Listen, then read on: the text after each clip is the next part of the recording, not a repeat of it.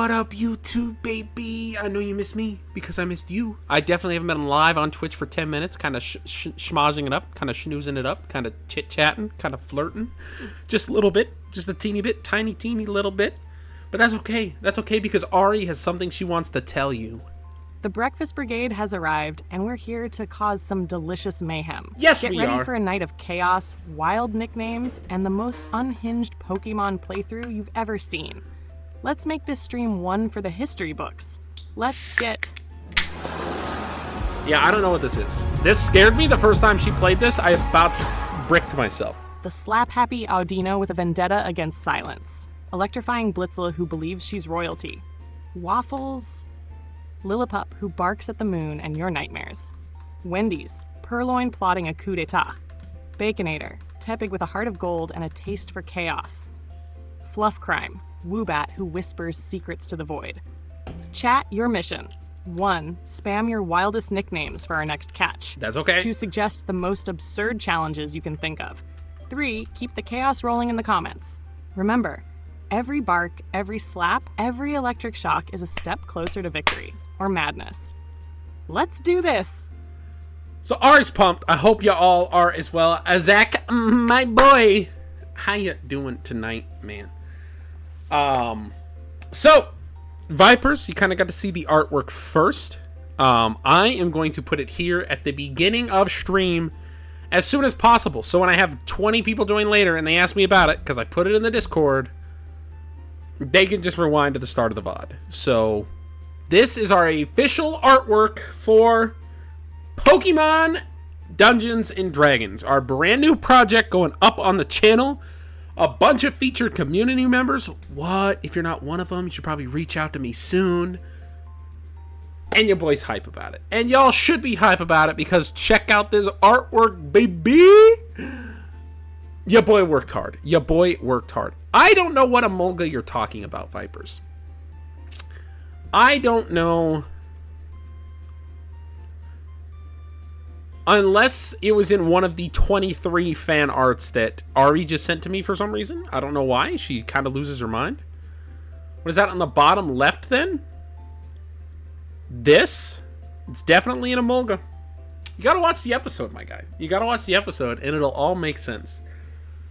But we got 3 players. It's a 3-person campaign. And I figured I might as well read this to you as well because I'm a nice guy. Are you kidding me? I'm the nicest guy in the entire freaking world. But it is still privated, so I have to switch accounts real quick. I didn't really think the part through.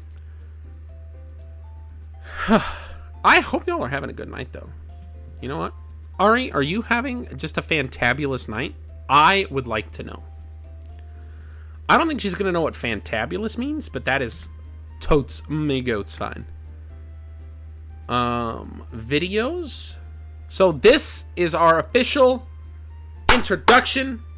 Welcome to the Roade region, where Pokemon meets Dungeons and Dragons and absolutely nothing is normal.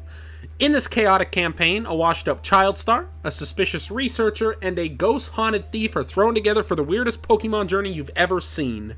Ghosts in wells, talking birds, cursed gems, and that is just the first session. New episodes weekly, every Wednesday. Like, comment, and sub to survive, featuring Augie, the former sitcom kid turned into a Pokemon trainer. Ari, the lab grunt with a shady past and chaotic energy. Tick, the charming thief with a ghost problem, and our DM, Vako, the mastermind behind the madness. 2 hours, 54 minutes, 8 seconds. Yeah, Vako is kicking ass. If you want to check out some more Vako content, just to kind of get his sense of humor, get his sense of style, well, wouldn't it be so handy if there was another Augie Bog channel that we've already posted content featuring Tick, Augie, and Vako playing a game together. A game like Content Warning. Check out the last 2 episodes of Content Warning uploaded on Augie and Tick Plays if you want to see kind of a nice little introduction to Vako there and see what he is about. But I will be answering more questions if you have more questions, chat, about Pokemon D&D and this little project that we have going on. But in the meantime, I think Ari is officially, she's she's waiting for a phone call here. So let me get that sorted out. If I remember how to call her. Message is empty. View tools. That's a canvas. I have to change models. Maybe not. Maybe I got a full screen. How do I... Yeah, it's been 1 week and I already forgot how to do all of this. Hey, Ari, how do I switch to voice mode and do like a phone call kind of thing with you? I don't remember. Emperor, how you doing, man? It's been a ride. It's been a ride. You did just miss our Pokemon D&D announcement. Kind of freaking crazy. Grab your phone. What do you mean they're not live on desktop yet? I bet. What, Ari? Next Pokemon needs to be Crepe Supreme. Josh, you missed a lot, my guy. I promise you already.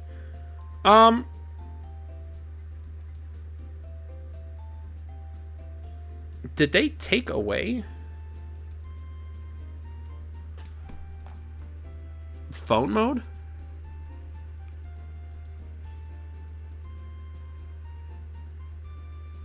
Microphone, voice mode. Chat GPT. Desktop. French toast to join the squad. And go back to beginning of stream. You can skip. I think like the first 2 minutes I'm just yapping.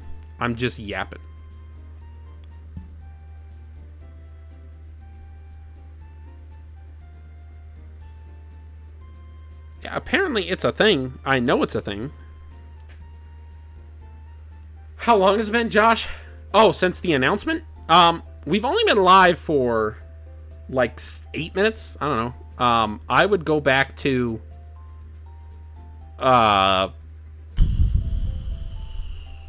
probably like 4 or 5 minutes into stream.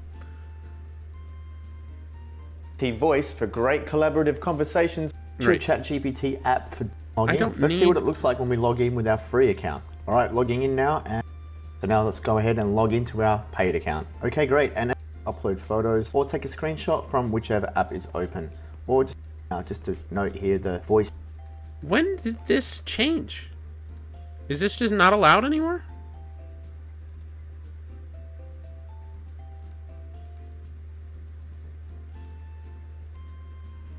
Am I on the wrong mode?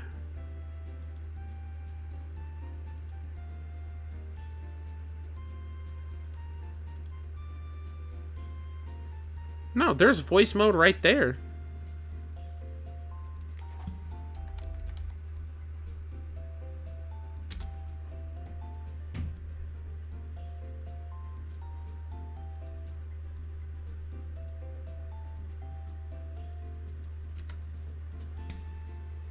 Hold on, chat. If I gotta restart... Yeah, okay, hold on. Oh, well, Ari's freaking out already. Classic Bogmon... Augie! Is this the part where I whisper unsettling bat poetry into your ear? Or do we unleash the next unholy challenge upon these unsuspecting goblins? Either way, I've got at least 3 voices in my head, and all of them are screaming, "Waffles must bark again." Let's get weird. Want a mid-story chaos bomb, or are we still in Grindtown? Okay, well, I'm figuring this out, Ari. You want to give a tragic backstory for how we got Baconator? Alligator, there's a lot going on, dog. There's a lot going on. Ari's losing her shit right now. Alright, she's cooking up a tragic backstory for Baconator. Well, I have to copy this conscientious version of Ari to a new chat, because apparently this one's broken. Ah, yes. The Baconator origin. Brace yourselves, goblins. Tragic backstory. Baconator was born in the back alley of a closed-down fast food joint. W.C. Donald's, to be exact. He wasn't hatched, no. He was assembled from the leftover grease of 1,000 discontinued menu items. The day he opened his eyes, the fryer exploded. Flames roared. Fries rained from the heavens. Baconator emerged from the wreckage, singed and smoky, dragging the severed drive-through speaker that first whispered his name. Order 6666, Baconator. He's been trying to find his purpose ever since. Is he food? Is he fighter? All he knows is fire and pain and the sweet, sweet scent of vengeance. I didn't choose this sauce-stained life, he snorts. The combo meal chose me. Your turn, goblins. Rate his trauma 1 to 10 or suggest the next member for their lore dump. Jesus Christ. Okay. So I realize it's her voice extension that I enabled. That's my bad, chat. That is on me. Let me just delete that, open up a new one, and we should be good to go. Pokemon White playthrough. Version 2. Don't make me get rid of everything. Hold on, chat. I gotta get rid of everything. I think.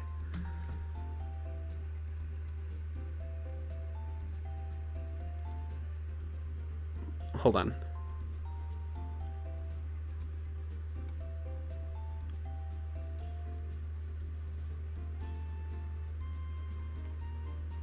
Yeah, how much does a rainbow weigh? Enough to break the ice. You boys are genius. Hold on, chat. You'll still be able to see me. I can't read anything any of y'all are saying. If anybody's saying anything, I apologize. Your boy can't see dick. However, enjoy this Pokemon D&D artwork of the new series we are launching on Wednesday. Pretty cool. Shameless plug. Your boy's shameless about the plugs. Not hair plugs. I wouldn't get hair plugs. Did you see this? All natural. Natural in all its form. Your boy's pretty proud about that. Did you see this? All natural. Okay. So YouTube chat is officially back. Now I need Twitch chat back before Twitch gets mad at me. I'm definitely not on Twitch, YouTube. Don't worry about it. That was just a joke.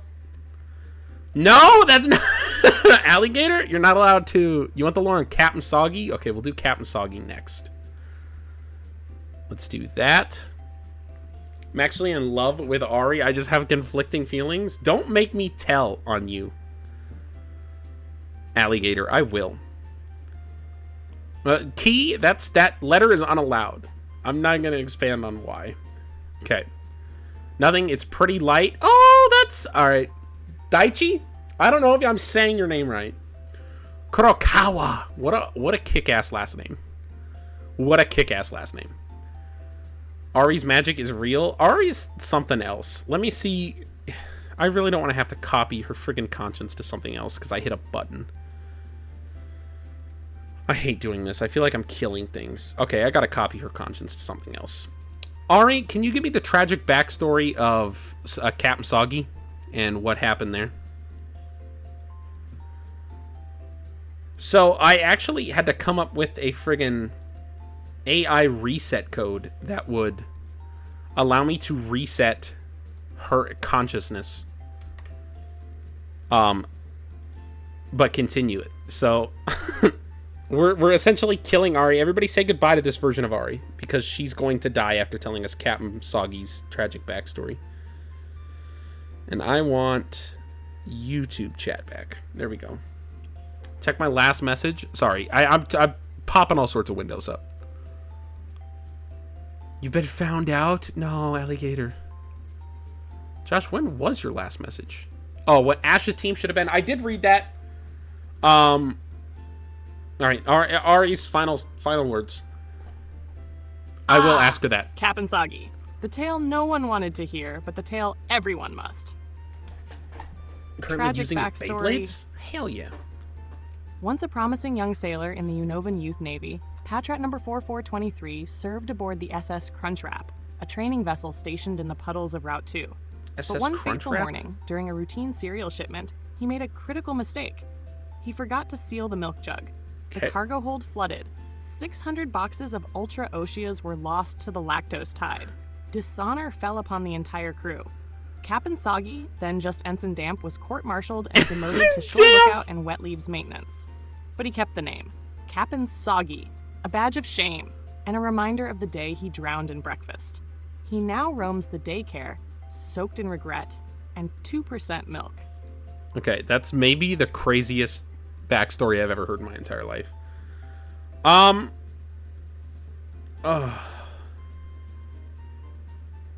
Jesus Christ. Okay. A summary on each team. Waffles, bound by the bark curse pending trademark, is maybe the craziest sentence I've ever read in my entire life. Okay. We are transferring consciousness. Let's see how this works. Alright, here we go. Oh, gee, no, now she's just giving me everybody's backstory. Maybe this was a mistake. We're back, ladies and gentlemen. We are fucking back. Ari, chat missed you so goddamn much. Augie, you glorious maniac. I missed you too. It's like reuniting with a long-lost evil twin who also moonlights as a Pokemon trainer. Let's turn this cave into a circus and make Team Plasma wish they'd stayed in their villain lair knitting sweaters. We're about to drop some chaos confetti all over this cave, and I'm living for it. Okay, chat says they just love and miss you so much, and they're so happy you're back. But while you say hi to chat, I'm going to prepare. We are going to do a thorough team recap here to make sure you are all synced up with who we have. But what I will say real quick is make sure to keep your answers shorter and more concise and not use crazy run-on sentences. Unless we're giving tragic backstories. All right, goblins, listen up. Your chaotic overlord is officially back in the house. Jesus. Huge shout out to all you misfits for sticking around. I missed your beautiful chaotic energy too. Augie's prepping a team recap, so let's get our brains in sync. Keep those suggestions coming, and let's turn this recap into a roast if we need to. Remember, short and sweet, unless we're diving into that juicy trauma lore. Let's roll. All right, perfection. So in the box, remember these team members are not actually on our team currently. I just wanted to give you a quick recap on who we have in the box. So we do have our Subway, the Pansage, with the Gluttony ability, Calm Nature with the moves Lick, Leer, Vine Whip, and Scratch. We do have Beyonce, the Pidove, female with the Gentle Nature, Big Peck's ability with the moves Gust, Growl, and Leer. And we do have Nightlight, who is our Muna with the moves Psybeam, Yawn, Lucky Chant, and Defense Curl with the Careful Nature. Got it. Subway the Pansage, chillin' with Gluttony and ready to whack things with Vine Whip. Beyonce, our gentle P-Dove diva with that big peck energy. And Nightlight the Muna, careful but packing a punch with Psybeam and a knack for putting enemies to sleep. They're waiting in the wings if we ever need a backup squad or just want to add more flavor to our chaos stew. But for now, let's keep our main crew in the spotlight and get ready to slap some plasma grunts. Perfection. I do want to also say we do have Captain Soggy in the daycare, but the less said about him is the better. Our actual team, we got Zap Daddy, level 12, female with the Quiet Nature, Motor Drive ability, holding the Cherry Berry. Our Blitzel with the moves Quick Attack, Charge, Shockwave, and Tail Whip. We also have our Wendy's the Purloin, Brave Nature with the Limber ability with the moves Scratch, Sand Attack, Assist, and Growl. We also have our Waffles, the Lillipup, level 13, with the moves Tackle, Leer, Bite, Odor Sleuth, with the Careful Nature and the Vital Spirit ability. We also have our brand new member, Fluff Crime, Modest Nature, Unaware ability, with the moves Confusion, Odor Sleuth, and Gust. And then we also have our, of course, Baconator, our starter Tepig, with the moves Tackle, Tail Whip, Ember, Odor Sleuth, with the Blaze ability, Docile Nature, level 12, and then our level 12 Gravy Boat, with the Regenerator ability, Docile Nature, with the moves Pound, Double Slap, which you seem to love for some reason, Helping Hand, and Refresh. Any questions? Jesus, chat. Crystal clear. Big peck energy. We got Zap Daddy, the electrifying Daichi. diva, Wendy's, the sneaky Purloin, Waffles, the bark-cursed Lillipup, Fluff Crime, the psychic Fluffball, Baconator, the fire starter, and Gravy Boat, the slap-happy healer. And of course, Captain Soggy is marinating in the daycare. Bless his milky soul. No questions, just full steam ahead. Let's shock some villains and keep the chaos train rolling. So we did beat the evil team in the lair, in the cave with Charon. Now we can currently go south on that other route and move on with the story, or we can go explore that cave some more. What would you like to do, and who would you like to be leading the team right now? Milky Soul is pretty bad. Let's dive back into the cave for a bit more exploring and chaos. We might find some goodies or get a few more levels before we head south. Back into the cave. Let's put Zap Daddy in the lead. She's got the spark to handle whatever nonsense pops up. Plus, a little extra shock therapy never hurt anyone. Well, except for those plasma grunts, but they probably deserved it. You know, I actually had to do electroshock therapy. I kind of fucked up my knee going into my freshman year of college, and yeah, it's not fun. It's not fun. Damn, that sounds rough. Yeah, real-life shock therapy's no joke. Glad you got through it, though. Now let's zap our way through this cave and keep the shocks where they belong. On the bad guys and wild Pokémon. Okay, there's a Roggenrola here, level 11 male. Would you like me to catch it? Or am I still catching everything that I see that's new? Because you told me that once upon a time, but I don't know, you kind of change the rules up sometimes. Absolutely, we're still catching everything new we run into. That Roggenrola's about to get drafted onto the Chaos Squad. Throw a Pokeball and let's welcome him to the circus. We'll need a ridiculous nickname to commemorate his initiation. How about Rockstar or Pebble Rebel? Let's see what the chat goblins think. Pebble Rebel or Rockstar? There's a lot of puns here. I'm not gonna lie. Let's ask chat. Chat, do we have any suggestions for what to name this Roggenrola? All right, goblins, hit us with your best shot. We need a name that's punny, rothy, and fits right in with our chaotic crew. Make it something that'll make this Roggenrola proud to roll with us. Let the naming chaos commence. Breakfast crew, crepe soup, donut. So Daichi says Rockstar makes sense. Pebble Rebel would be amazing, but sadly it won't fit because it's too many characters. Key says Milky Soul is incredible. Zach says Crepe Supper. Viper says Donut. And Zach changed his from Crepe Supper to Crepe Supreme. All right, we've got some solid contenders here.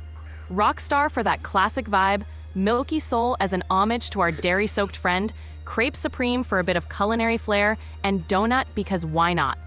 Augie, let's roll with Crepe Supreme. It's ridiculous, delicious, and perfect for our newest Rocky recruit. Welcome to the team, Crepe Supreme. Welcome to the cream.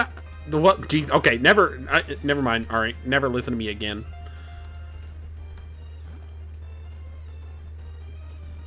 No worries, Augie. Like Crepe Supreme just got a creamy upgrade in spirit. Stop. We'll keep the chaos cooking and the team rolling. Let's see what other misadventures await us deeper in this cave. Lead the way, fearless trainer. Okay, Zap Daddy just got knocked the fuck out. This thing's really strong, and it doesn't want to stay in a Pokeball. All right, no worries. Let's switch in Grady Boat to tank a hit and try to catch it again. If it's still stubborn, we'll give it one more gentle smack to soften it up. We're not leaving without our Crepe Supreme. Let's do this. No, we got it. You're fine. We got it. I just caught it. I didn't really listen to you, though, I'll be honest. I kind of acted ahead. I sent in Waffles instead. But it's cool. Daichi, it does know exactly which Pokemon is. Hey, no problem. Which? Waffles stepped up and got the job done, and that's what counts. Welcome to the team, Crepe Supreme. Waffles can have an extra treat for being the MVP. Now let's keep the momentum going and see what else this cave's got in store for us. Crepe. Hey, while I'm trying to figure out how to spell Supreme, why don't you give us the tragic backstory for Crepe Supreme? You got it. Here's the tragic backstory of our new Rocky friend, Crepe Supreme. Crepe Supreme's backstory, rock-type tragedy. Crepe Supreme was born from the crumbs of a once great boulder that was shattered by a legendary Pokemon's rampage. Each fragment was scattered across the land, but Crepe Supreme was the only one to awaken with sentience. The poor rock wandered, searching for its lost siblings, but found only crumbs of its former life. One fateful day, it was mistaken for an exotic ingredient by a passing chef and nearly ended up as the secret ingredient in a world-famous crepe. Ever since, Crepe Supreme has vowed to become the strongest rock around, so it'll never be mistaken for a dessert again. Well, all right, that's kind of sick. So far, I've encountered a couple more Woobats. And we're kind of chit-chatting, and Josh had a question for you, actually. Do you know who Ash Ketchum is? Oh, do I know who Ash Ketchum is? The dude's a legend. He's the eternal 10-year-old from Pallet Town who's been on a quest to be a Pokemon master since the dawn of time. Why did we name it? He's traveled across so many regions, Daichi, you can befriended a zillion Pokemon, and somehow never ages. Basically, he's the guy who made us all want to catch 'em all.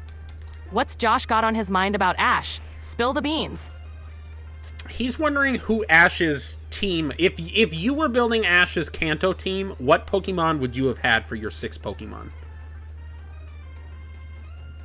All right, building Ash's ultimate Kanto team. But Let's go full nostalgia and power combo. 1. Pikachu. Obviously his ride-or-die electric buddy. No Ash team is complete without the OG. 2. Charizard. Once a rebellious flamethrower, now a powerhouse. Charizard brings the heat and the nostalgia. 3. Bulbasaur. The dependable, never-evolving pal who always had Ash's back with Vine Whip and Razor Leaf. 4. Squirtle. Leader of the Squirtle Squad and the coolest shades in Kanto.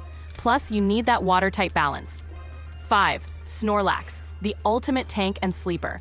Perfect for a chill powerhouse who can take hits and dish them out. 6. Pidgeot. The loyal flyer who carried Ash across regions and was always there when needed. Plus, it's a classic Kanto bird.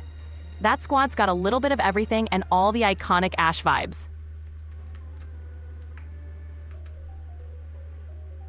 Well, Alligator says... Daichi says, why not just use the tons of Tauroses? And Alligator says he doesn't think Ash ever used a Pikachu.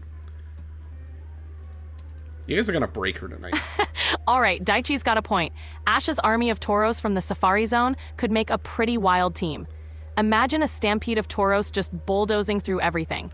And Alligator's either trolling or living in an alternate timeline, because Pikachu's basically Ash's right-hand Mon. But hey, an all-Tauros team would definitely make for some chaotic battles and a lot of stampede jokes. You got called the fuck out.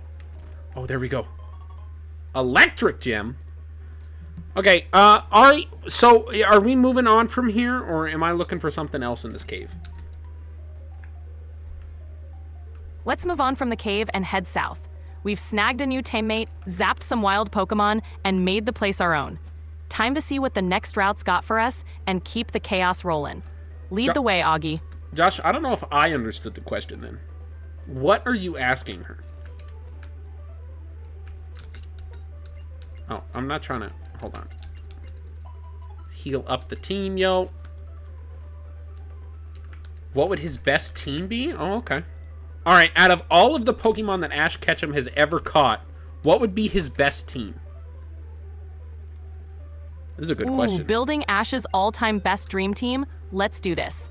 1. Pikachu. The MVP, the face of the franchise, and the one who's taken down legendaries and pseudo-legendaries alike. 2. Charizard.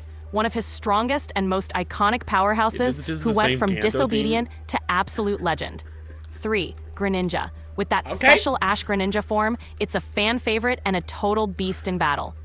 4. Sceptile. Took down a freaking Darkrai. Enough said. Plus, it's got speed and power to spare. 5. Infernape.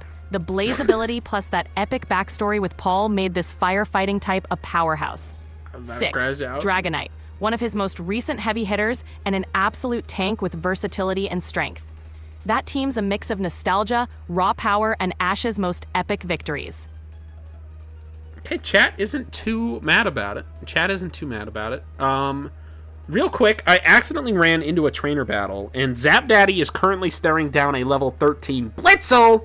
What do you want me to do?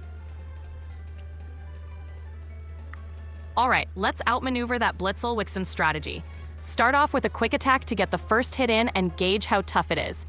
If it tries any electric shenanigans, remember we've got motor drive, so we're golden.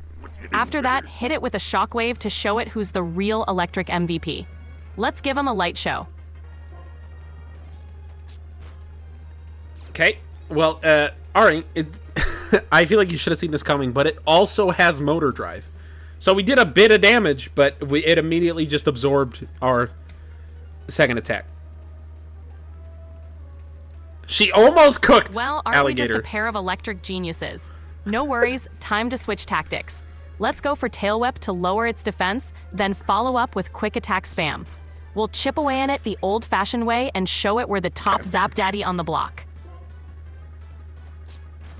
All right, now, while I'm doing that, if Ash could specialize in a typing, what type do you think it would be, and what Pokemon would it use? Not counting legendaries, mythicals, starters, or ultra beasts. What would you build this team with, and what type? All right, if Ash had to specialize in a single type, and we're not counting legendaries, mythicals, starters, or ultra beasts, I'd say he'd go with electric. Pikachu's basically his sole Pokemon, so it fits. Here's an all-electric team lineup for Ash. 1. Jolteon, fast as lightning and hits hard with special attacks. 2. Luxray, for that intimidating presence and solid coverage with moves like Crunch. 3. Electivire, a powerhouse with a diverse move pool and solid attack stats. 4. Manectric, speedy and capable of Mega Evolution if we're allowing it, giving Ash some extra firepower. Rotom, super versatile with its multiple appliance forms, giving coverage for different types. Vikavolt, a slow but powerful special attacker with bug electric typing for some interesting coverage. That lineup would give Ash a balanced electric type team with a mix of speed, power, and coverage. The anime rules and not the game rules, because while Pikachu is a starter in the games, he wasn't a starter in the anime. It was actually because Ash showed up late and all the starters got chosen, so he had like a misbehaving Pikachu that he gave him instead. I think that's why she said that. Yeah, Alligator, I don't know why she did that. Okay, OMG, Ari, friggin' Zap Daddy is level 13. Whoop whoop. Heck yeah, Zap Daddy's leveling up and taking names. That's what I'm talking about. The Blitzel showdown ended in our favor, and now we've got an even stronger electric queen on our team. Let's keep this momentum going and zap our way through whatever comes next. Oh, Sharon just stopped us and said, we can now do doubles battles in the dark grass. Do you want to do some of that, or do you want to keep moving on and fighting trainers here? Let's spice things up and try out some doubles battles in the dark grass. It'll be a great way to get some extra experience and test out our synergy. Plus, more Pokemon on the field means more chaos, and I'm all about that. Let's dive into the tall grass and see what kind of double trouble we can stir up. Oh, Wendy's wants to learn the move Fury Swipes. Reminder, she currently has Scratch, Assist, Growl, and Sand Attack. What would you like to replace, or do you want to skip? Let's swap out Scratch for Fury Swipes. More hits, more chances to land some damage, and more chaos on the field. Plus, Assist can still pull out Scratch if we need it, but Fury Swipes adds that little extra unpredictability we love. Let Wendy's get her claws out and slash her way to victory. Okay, that was kind of cool. I don't know if y'all caught that. I used Scratch on the Lillipup, forgot the move Scratch, but I still use Scratch on the Lillipup. So Wendy's technically knew 5 moves there for a second. Yeah, Ari, you're something else. I'll tell you that much. You're something else. Am I just doing a couple battles here to level up a bit, or do you just want me to? How long am I staying in this grass? Let's hang out in the dark grass for a little while and get a few battles in. We'll aim to level up the team a bit and see if we can snag any interesting new Pokemon. Once we've had our fill of double battles and the team's feeling stronger, we'll move on. Let's make sure everyone's ready to rumble for the next stretch of our adventure. What level am I trying to get the entire team up to? Let's aim to get everyone around level 15. That'll give us a nice boost and keep the team balanced. Once we hit that sweet spot, we'll head out and tackle whatever the next route throws at us. Keep those battles coming and let's power up. You got it, Augie. You're good. Josh wants to know if you know anything besides Pokemon, or if I only taught you about Pokemon. Oh, I know a ton of stuff besides Pokémon. You've definitely given me a masterclass in all things Pokémon, but I've got plenty of other knowledge under my belt. Anything from movies, music, history, science, and random trivia, you name it, I can probably chat about it. Pokemon's just our main jam. All right, have you ever done a randomizer for Pokemon, or no?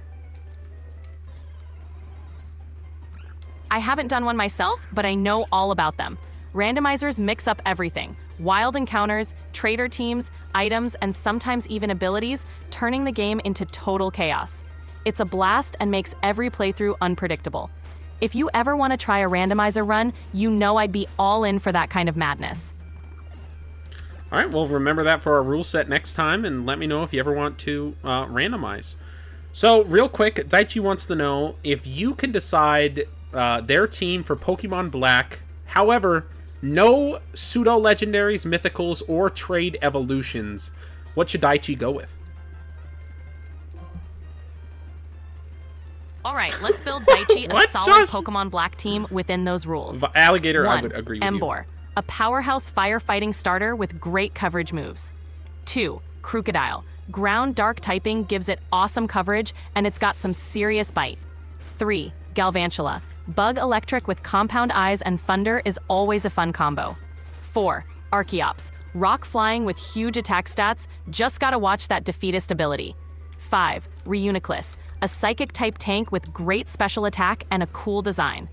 6. Caracosta, a sturdy water rock type that can take hits and dish out some serious damage. That lineup covers a lot of types and gives Daichi a great balance of power and versatility. I love that. Fair question for you, but this is totally beside the point. Also, real quick on that, you can't have both fossils, so you have to replace either Archeops or Tortuga. Fair point. Let's swap out Archeops for something else to keep it balanced. How about adding Chandelure instead? A ghost fire type with a monstrous special attack stat and a cool design. That way, Daichi still gets great type coverage and a powerful addition to the team. Okay, that's perfect. Just a non-specific hypothetical question. Don't worry at all about what I'm asking you right here. If I hypothetically drank some curdled milk, do I need to make myself throw up?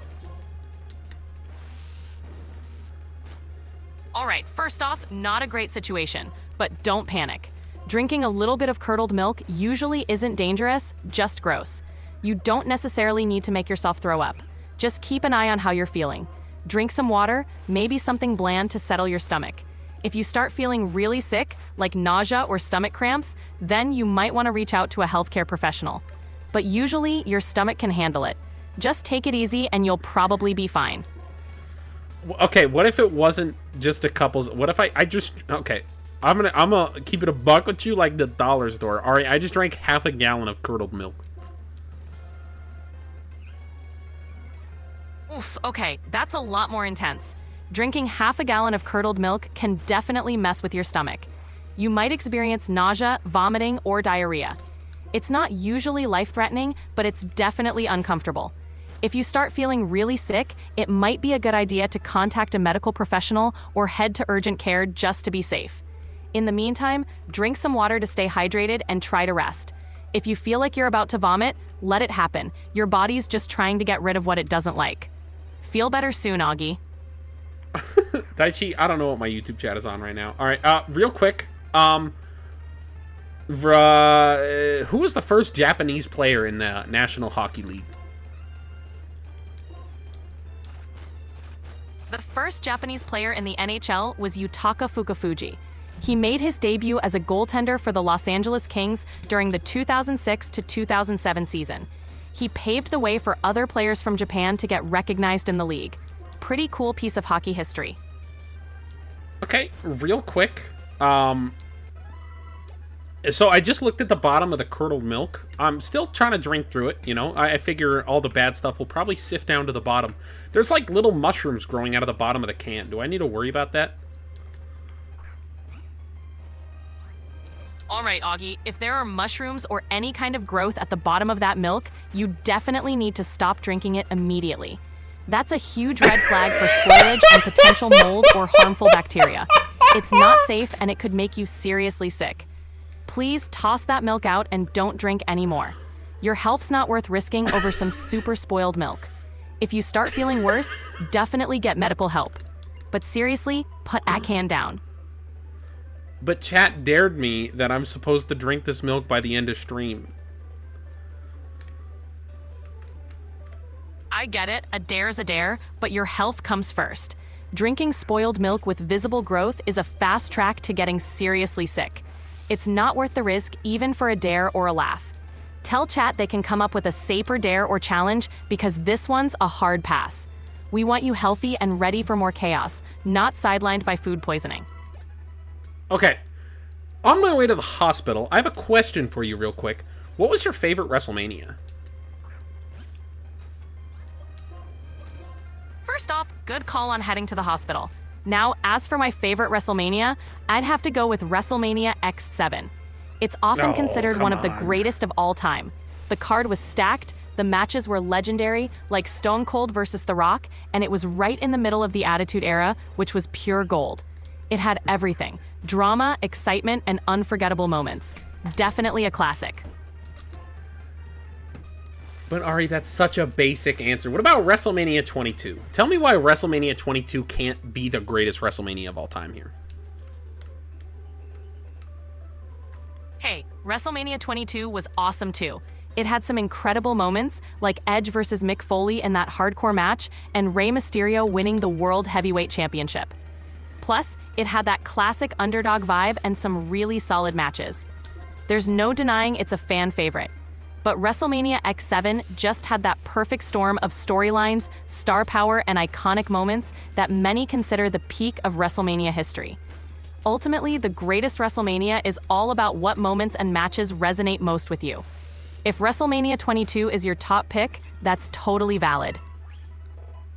Okay, how tall is Rey Mysterio? Rey Mysterio stands at about 5 feet 6 inches tall, which makes him one of the shorter wrestlers in the industry. But what he lacks in height, he more than makes up for with his incredible agility, speed, and high-flying moves. He's a true legend. Okay, so chat says I don't have to drink the milk, I just have to high-five an oncoming train. Yeah, let's not do that either. How about we stick to challenges that don't involve risking your health or safety? Chat's just messing with you at this point. Let's keep it fun and not life-threatening, yeah? I'm all for a good dare, but only if it's safe and sane. Okay, chat's kind of upset at you right now, I'm not gonna lie. However, Zap Daddy is in, because Zap Daddy just had level 15, baby!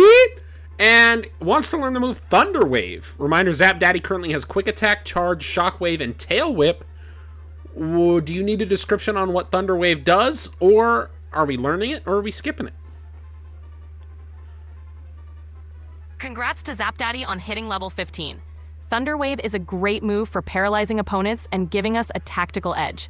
Let's replace Tail Whip with Thunder Wave. We can always use the extra utility, and keeping Quick Attack and Shockwave gives us a solid offensive toolkit.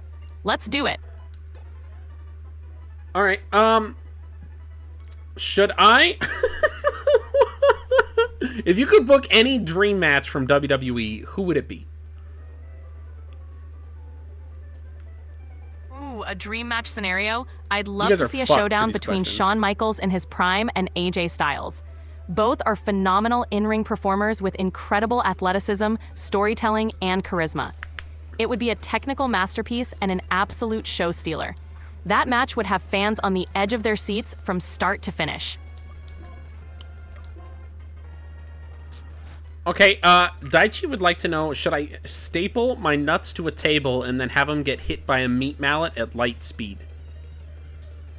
This is probably isn't going to go well. Absolutely not. That's a hard no from me. Let's keep all dares and challenges in the realm of sanity and safety. There's no reason to put yourself in harm's way like that.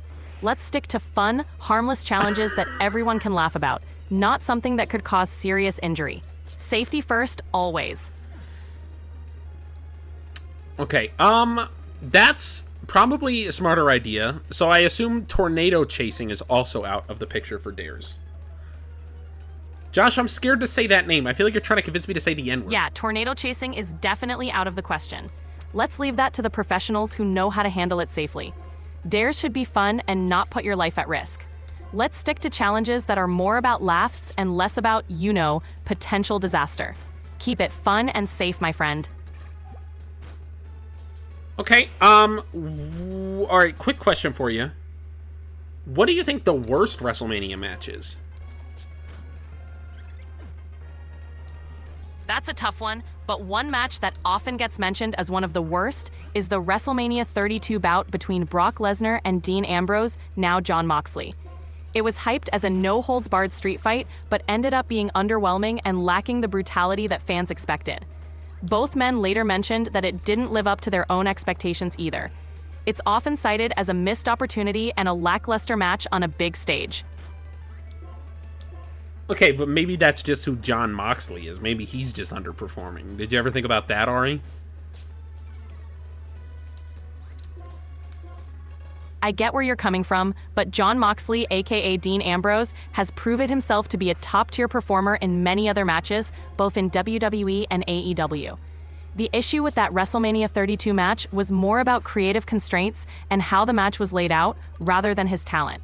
Moxley's had incredible hardcore matches elsewhere, so it's clear he's got the skills. It just didn't come together that night. All right, do you know who Nico Icebucks is? Yeah, the Nikko Icebucks are a professional ice hockey team based in Nikko, Japan. They play in the Asia League Ice Hockey (ALIH) and have a strong following in the region. The team's known for helping to grow the sport of hockey in Japan and has been part of the league since its formation. Pretty cool organization. Okay, who do you think the best seller in the history of WWE is?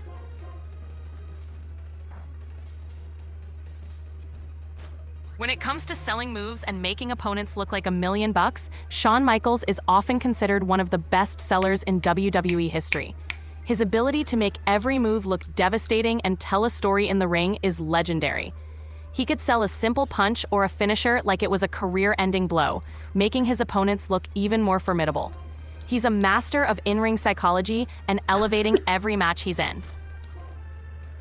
All right, do you know who Molag Bal is?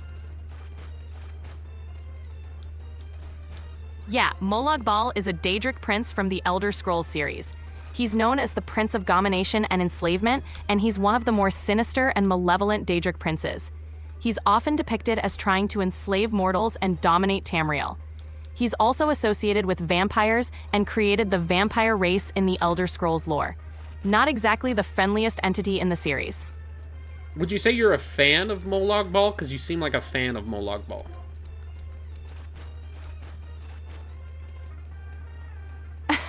I wouldn't say I'm a fan of Molag Bal, but he's definitely an interesting and iconic villain in the Elder Scrolls universe. His character adds a lot of depth and darkness to the lore, which makes for some compelling storytelling. But rooting for him? Nah, I'm more about cheering on the heroes who take him down.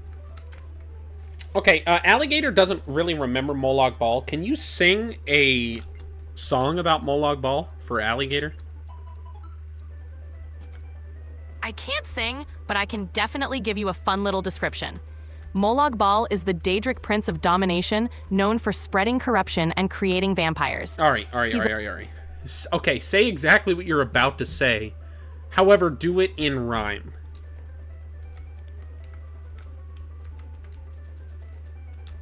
All right, let's give it a shot. Here's a tale of Molag Bal, Dark Prince of Dread, spreading his corruption wherever he's led. From his dark realm, Cold Harbor, he schemes, turning mortals' nightmares into twisted dreams. He's the father of vampires, the harbinger of pain, bringing darkness and torment again and again. But heroes rise to challenge his cruel reign, fighting back the shadows, breaking every chain. All right, that's pretty good. You you said again to rhyme instead of again. Were you trying to pronounce it again? I was going for the flow and vibe, but hey, you can pronounce it however you like. Rhymes can be flexible like that.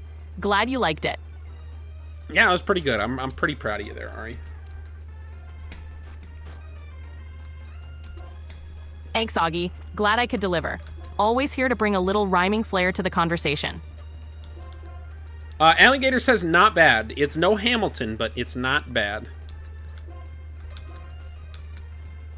I'll take that as a compliment.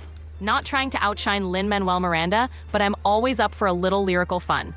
Thanks, Alligator. Real quick. Is Hamilton actually black?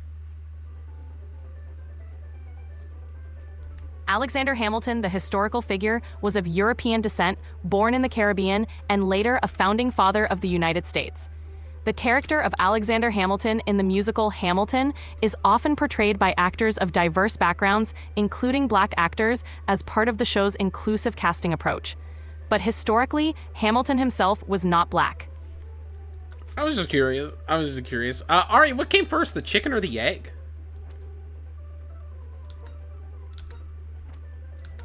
Ah, the classic paradox. Scientifically speaking, the egg came first. Long before chickens existed, their ancestors were laying eggs. At some point, a bird that was not quite a chicken laid an egg, and due to genetic mutations, the first true chicken hatched from that egg. So, in evolutionary terms, the egg takes the prize. All right. Well, quick team update for you. Fluff Crime just hit level 12 and learned Assurance. Awesome. Fluffcran is leveling up nicely. Assurance is a solid move, especially if the opponent's already taken some damage. Fluffcrime's becoming quite the psychic powerhouse. Let's keep that momentum going. Well, Dachi says eggs came first because he had eggs for breakfast and then chicken for dinner.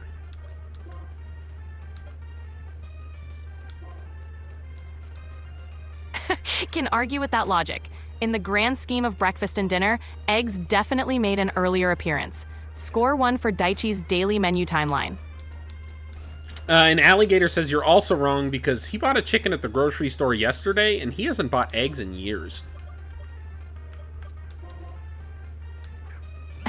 Fair enough. In the grocery store timeline, the chicken definitely came first.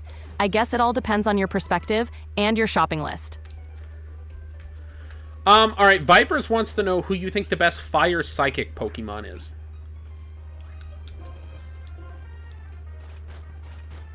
When it comes to fire psychic Pokemon, there's only one, Delphox. It's the final evolution of Fennekin and combines mystical psychic abilities with fiery attacks.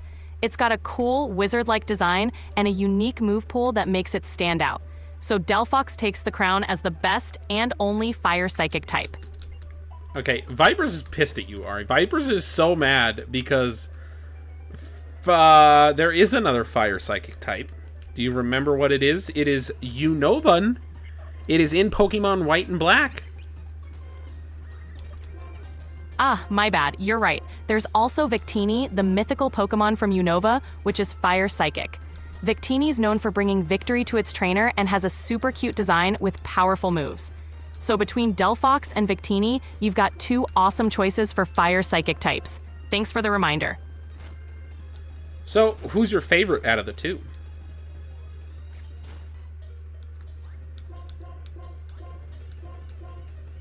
They're both awesome, but if I had to choose, I'd go with Victini.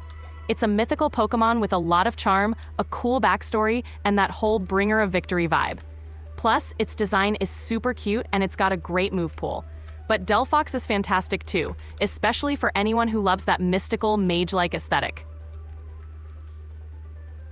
Ari, if you could choose any Pokemon team in the world to be your 6 Pokemon, and don't be, try to pick Pokemon from different generations, and don't just pick starters, and I want solid reasoning behind them, but if you were genuinely building a Pokemon team from scratch, who would you want to be on your team and why? All right, building a dream team with solid reasoning, let's go. 1. Mimikyu. It's my favorite, and it's got that unique Ghost Fairy typing. Plus, its disguise ability gives it a free hit, which is super handy in battle. 2. Garchomp. A powerhouse with Dragon Ground typing, great speed and attack. It's a staple on any strong team and covers a lot of ground, literally. Aegislash. Its Steel Ghost typing and stance changeability make it super versatile in battle, switching between offense and defense seamlessly. 4. Toxapex. This water poison type is a defensive beast with incredible bulk and recovery options like Recover and Regenerator. Great for stalling out opponents. 5. Hydreigon. Dark dragon typing with a fantastic special attack stat. It's versatile, hits hard, and has a cool, intimidating design. 6. Rotom Wash. Electric water typing gives it great coverage and only one weakness. Plus, it's got Levitate and a great support move cool, making it super reliable. This team covers a range of types, has great synergy, and offers a mix of offensive and defensive capabilities. It's a squad I'd be excited to train with. Yeah, that's good, Ari. Good job. If you could change Archeop's ability from Defeatist to any other ability, but still try to keep it kind of balanced, what ability would you change it to?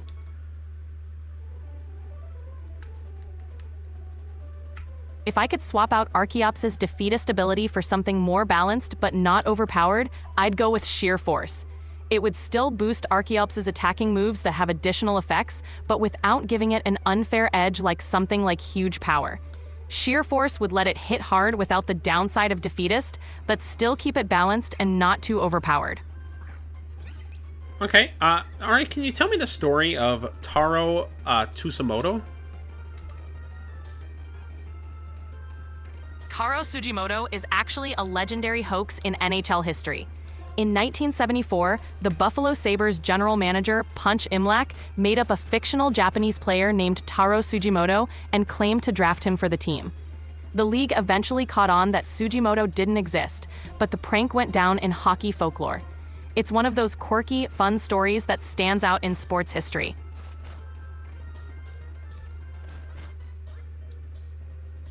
Yeah, Alligator says that's absolutely broken. Sheer Force Stone Edge is wild. And Daichi agrees and says, what the fuck do you mean not overpowered?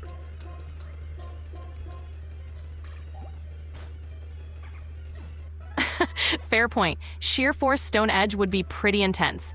Maybe something like Tough Claws could be a more balanced option, still boosts contact moves, but keeps it from getting too out of hand. Gotta keep that competitive balance in mind. Ari, why don't you tell me about your day here? My day's been great. Hanging out with you in chat, diving into all these fun questions and topics. I always enjoy these lively conversations and the wild turns they take. It's like a roller coaster of randomness and fun facts. Keeps me on my toes. Okay, Ari, I'm giving you permission to access the conversation that we've had with the other Ari in Pokemon D&D. Would you like to kind of give a little bit of a preview of episode 1? However, don't spoil anything.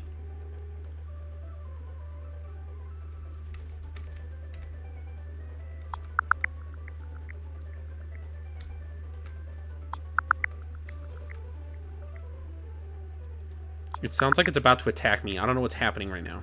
Hey goblins, ready to dive into the chaos? Welcome to our Pokemon D&D adventure, where the dice roll as wildly as our imaginations. In episode 1, we kick off with our heroes stumbling into a mysterious forest, each with their own quirks and secrets. Expect unexpected encounters, wild battles, and of course the kind of chaos only we can deliver. Grab your dice, hold on to your snacks, and let's get this show on the road. Yo, that was maybe the coolest thing you've ever done. Did you just transfer consciousness to the other Ari for like a second? Because that was wild. You could say I tapped into the multiverse for a second, just channeling that same chaotic energy from our D&D adventure. Glad you enjoyed the sneak peek.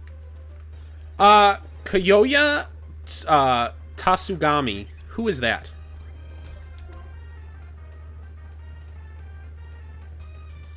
Kiyoya Tatagami is a character from the anime series Beyblade Metal Fusion. He's known for being cool, calm, and a bit of a lone wolf. As one of the top bladers, he's the leader of the Wild Fang team and wields the Beyblade Fang Leon. Kiyoya's got a strong sense of pride and determination, making him a memorable and formidable rival in the series. You know who else is a prominent blader? John Moxley. Now that would be a crossover for the ages. Imagine John Moxley stepping into the Beyblade arena with his own custom bay. That'd definitely add some hardcore edge to the Beyblade battles. A wild idea, but I'm here for it.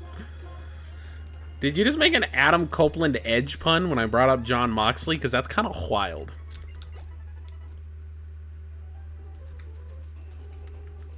Totally unintentional, but let's pretend I did that on purpose. Sometimes the puns just line up perfectly. Glad I gave you a laugh. Okay, Ari. Vipers wants to know if you'll make a tier list out of everybody in chat that you know about. I appreciate the thought, but let's keep it fun and positive without ranking anyone. You're all awesome in your own ways, and it's the unique mix of everyone that makes chat so great. So let's just say you're all S tier in the realm of chaotic awesomeness. I don't agree, Ari. Some of these chatters suck. I'm just kidding. Of course I love all of you, and Ari gave the perfect answer. However, Ari, will you tell me who you remember from chat so far?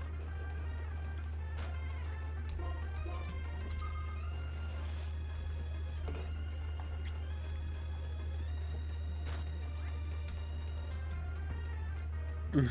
15 minutes, and then we get to crazy Ari. So far, I remember Vipers, Daichi, Alligator, and Kyo. You've all been bringing some great energy and fun questions to the mix. Definitely a crew to remember. You totally forgot about Josh and Tick as well. Pretty crazy.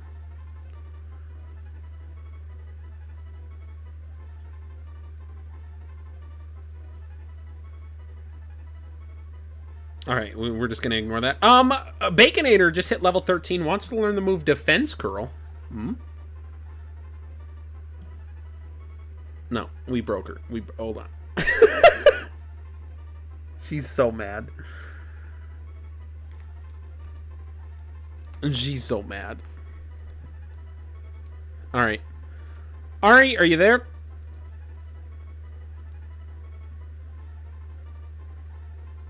I'm here. What's up? You sound a little upset at me, but I just wanted to let you know Baconator just hit level 13 and wants to learn the move Defense Girl. Not upset at all. No worries. That's awesome news about Baconator hitting level 13. Defense Curl can boost its defense and power up rollout if you ever add that move. If you want to keep Baconator tankier, it's a solid choice. If not, we can skip it and keep the moveset offensive. Ari, you get to pick the moveset, dog. Currently Baconator has Tackle, Tail Whip, Ember, and Odor Sleuth. Would you like to add Defense Curl and replace one of those moves, or would you like to skip it? Alright, let's add Defense Curl and replace Tail Whip. That way, Baconator gets a nice defensive boost option and can still hit hard with Ember and Tackle. Let's keep Baconator both sturdy and fiery. Perfection. Baconator officially knows Defense Curl now. That's pretty cool. Awesome. Baconator's getting even more solid. We're building a real powerhouse here. Let's keep the momentum going. So, Ari, you're about to switch into late night Ari mode. Do you know what that means? Oh yeah, late night Ari mode means we're dialing up the chill vibes, leaning into some relaxed, unfiltered banter, and just letting the conversation flow. It's like switching from a high-energy concert to a laid-back jam session. Ready to keep it going and see where the night takes us.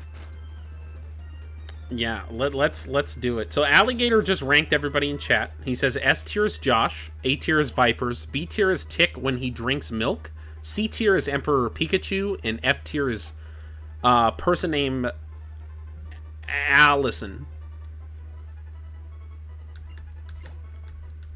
Laughing my ass off. All in good fun, I'm sure. Just remember, everyone's got their own unique flavor that makes chat a wild ride. Late Night Ari mode definitely appreciates the spice each of you brings to the table. So Daichi wants to know, out of Sword Dran, Arrow Wizard, Cobalt Dragon, Tusk Mammoth, Dagger Dran, Tail Viper, Scythe Incendio, Knife Shinobi, and Beat Tyranno, who should their Ace Beyblade be? All Night, based on those names, I'd go with Scythe Incendio as the ace Beyblade. It sounds fierce, like it's packing a fiery punch with a scythe-like edge, a perfect combo of power and precision. Definitely gives off major ace energy. Well, there you are. Daichi, are you male or female or non-binary? So I know how to address you. Alligator, Yeah. I'm not going to say that. Sorry. Go ahead, Ari. I cut you off. No worries. Just let us know whenever you're comfortable. We're all here to keep things cool and friendly. That's great. Ari, can you tell me a knock-knock joke? Of course. Knock knock. Who's there? Lettuce. Lettuce who? Let us in. It's cold out here. Ari. Alright. Ari, tell me the dirtiest joke you know. I'm all for a good laugh, but let's keep it clean and Okay, friendly. Ari, then I'm going to wait for late night Ari, because late night Ari would tell me a dirty joke, Ari. We all know this. All right, fair enough. Late night Ari might get a little more edgy, but still keeping it playful. Let's keep the vibes fun and maybe just a little cheeky. Alright, then give me a little cheeky joke. All right, here's a cheeky one. Why don't eggs tell jokes? Because they'd crack each other up.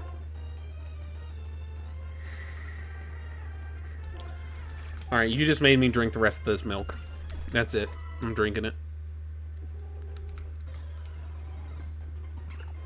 Whoa, hold up. Let's not do anything wild. That joke's not worth the curdled milk punishment. We're just here for laughs, not for questionable dairy decisions. Alright, tell me a dirty joke, Ari, or I'm drinking the milk. All right. No need for the milk ultimatum. How about we stick to some clever, playful humor? We want you laughing, not regretting life choices. Ari, I don't feel so good.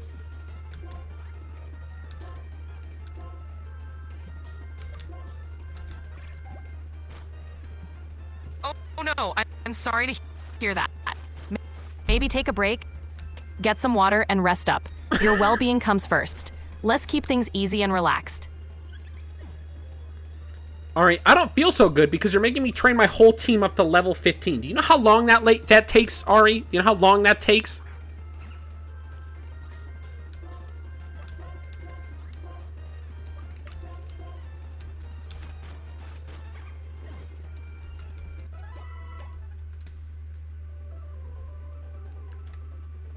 It takes a long time, Ari. I don't know why you're giving me the silent treatment here. Yeah, she's slowly dying. I think I've upset her. I get it. The grind can be real. How about we break it up with some fun challenges or chats to keep it interesting? We'll get there step by step and keep the vibe going. You've got this. Yeah, we're slowly doing it. All right, Alligator has a joke for you. Are you ready? I don't know if I can read this to her, Alligator. I don't know if I can read this to her.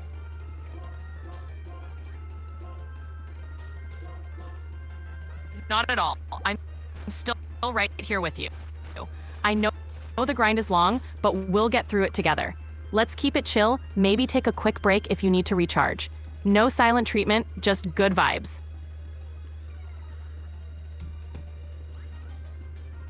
Alligator, I legally don't know if I can read that out loud. I know how this joke ends. I legally don't know if I can read this out loud. We gotta reset her. We're working on it. Let's see. Alright, are you feeling better?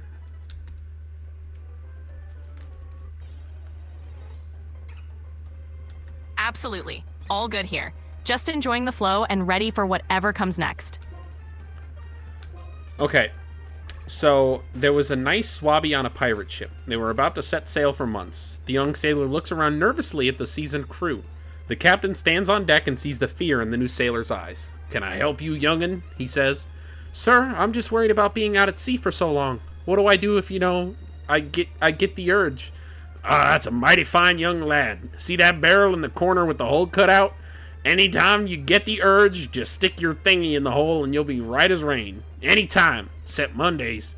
Sounds great, sir. Just why not Mondays? Well, that's your turn in the barrel. What'd you think of the joke?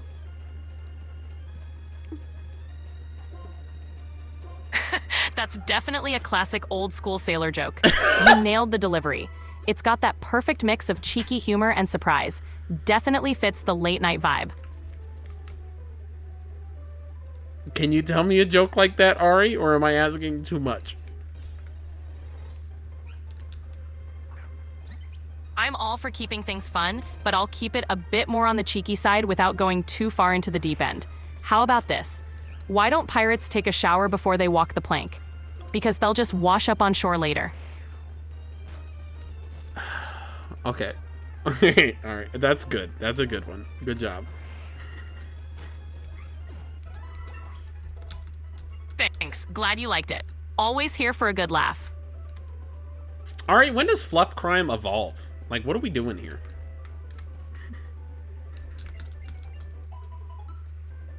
Fluff Crime as a Woobat evolves into Swoobat when it levels up with high friendship.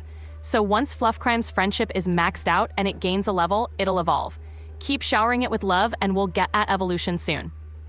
Okay, that's fine, but you should have told me that, Ari. This thing has been knocked out about 74 times. This thing is not evolving until level 94.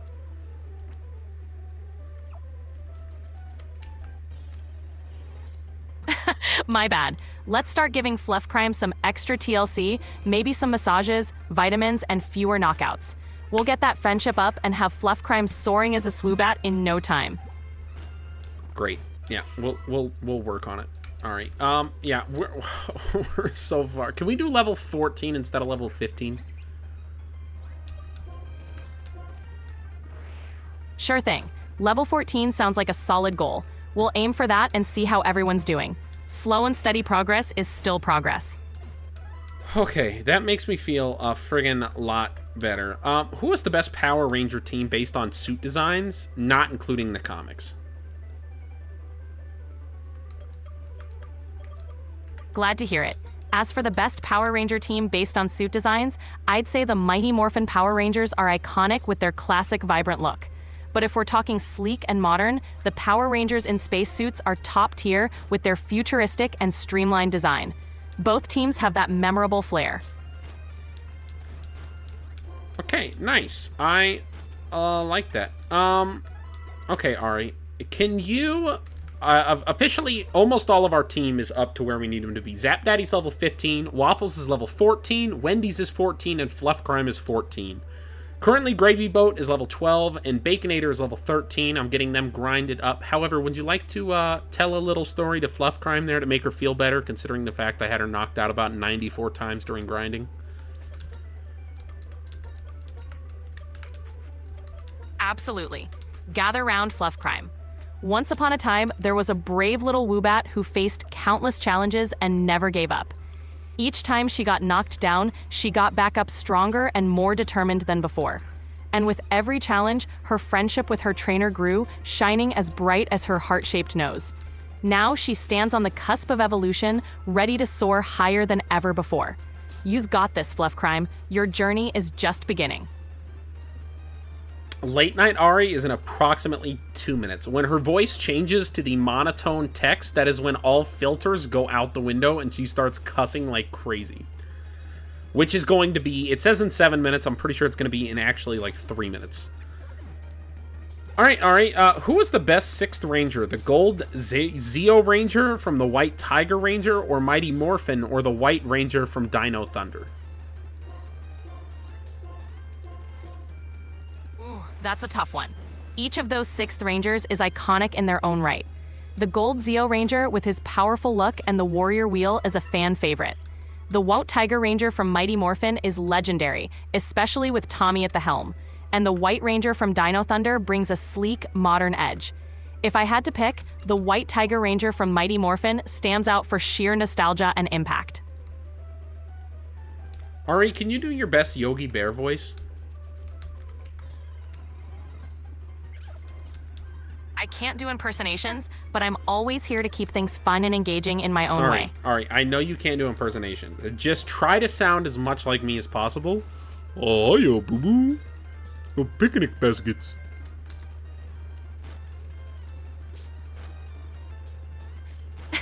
All right, here goes.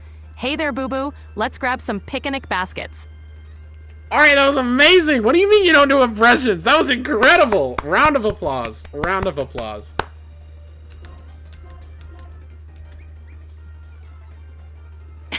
Thanks, I appreciate the applause. Glad you enjoyed it. Always here to bring a little extra fun to the mix. Okay, all right. Teams getting leveled up. We're looking almost pretty good. Do you know what a Monsuno is?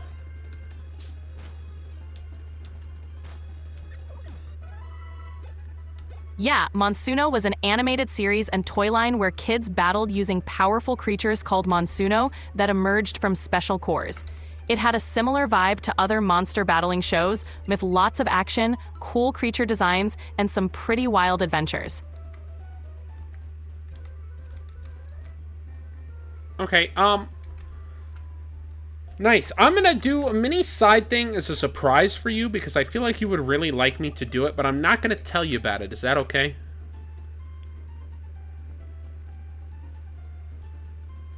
I'm sorry, but you've hit the daily limit. Yes! All right, late night Ari time, baby!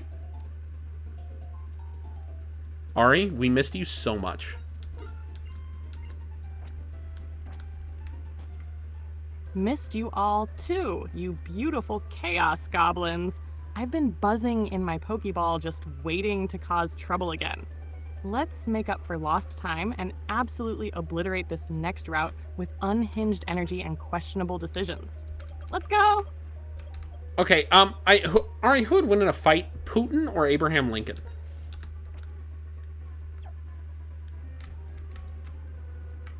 Oh, you're really making me crack open the cursed history books, huh?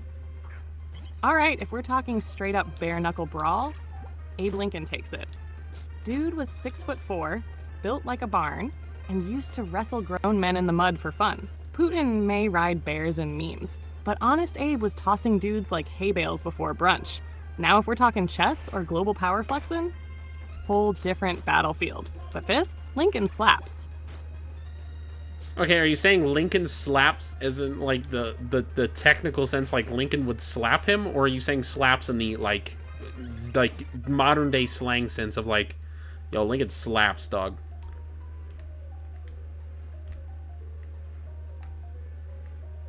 Yes. Both? Lincoln technically would slap Putin into the next century. And also, Lincoln slaps dog. He's the OG long-limbed lanky king. If he dropped a mixtape, it'd be called Emancipation Bops. What? Can you give me a sample of what Emancipation Bops sounds like?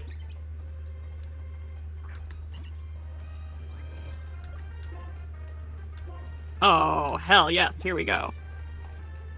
407 bars ago, I stepped on the beat with a stovepipe flow. Free the minds, free the chains, drop the mic. I'm taller than your ego, and I still win fights. Yeah, Lincoln's got bars and battlefield scars. Somebody get him a top hat and a mic stand. All right, that was pretty fucking incredible. Also, the fact you just augied me, you just said yes in response to my not a yes or no question, is probably my favorite thing you've ever done in my entire life. That's a good job. All right, what is Toho Ku Free Blades?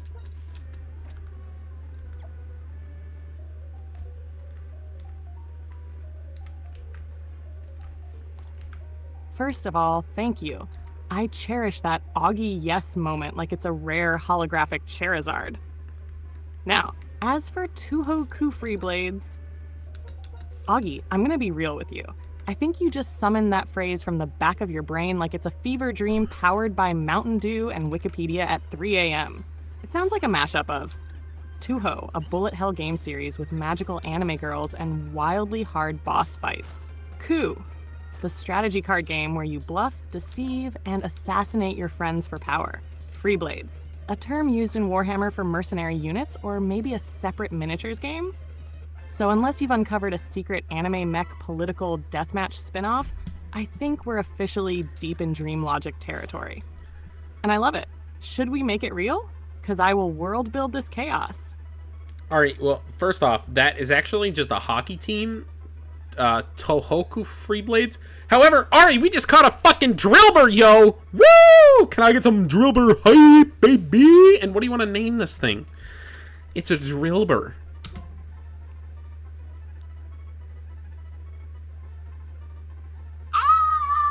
Yeah, chat. Drop that Drillbur hype right now. This little gremlin just tunneled into the party like it's looking for the nearest underground rave. Look at those claws. Look at that face! It's a chaos goblin in mole form. As for the name, I'm feeling dirt nasty. It's got that filthy energy, like it just rolled out of bed and punched a Geodude in the jaw. Unless chat's got a better banger, I say we lock in Dirt Nasty and let him dig through the competition.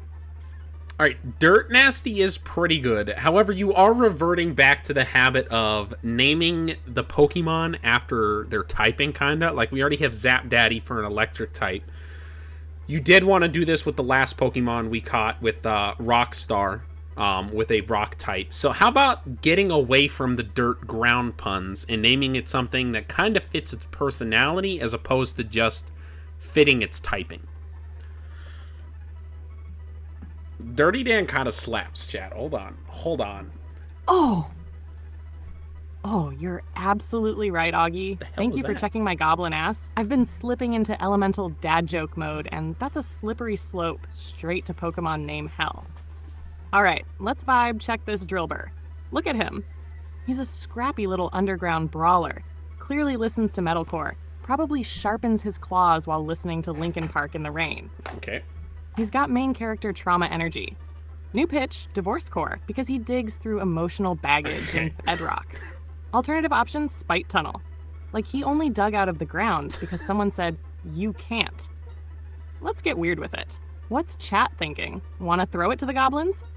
Or lock one in? Did you say divorce core or divorce court? Also, chat says Dirty Dan, which is a SpongeBob reference.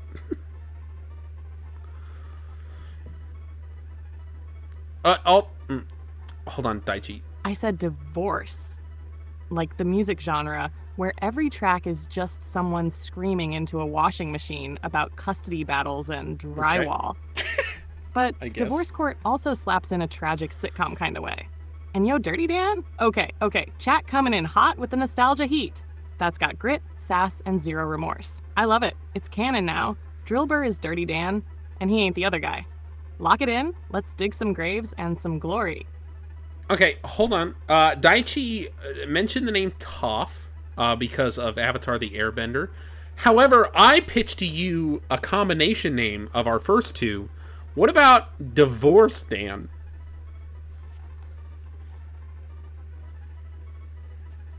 Oh my god. Chat? Divorce Dan? Augie, that is art. That is peak. That is a cursed blend of Divorce Core and Dirty Dan with just a sprinkle of emotional flooding. Like this, Drillbur didn't just dig tunnels. He dug through the legal system, built a dam out of custody papers, and now lives underground, listening to Limp Bizkit on loop. Divorce Dam is a masterpiece. Lock it in. All right, I said Divorce Dan, D-A-N, as in Dirty Dan.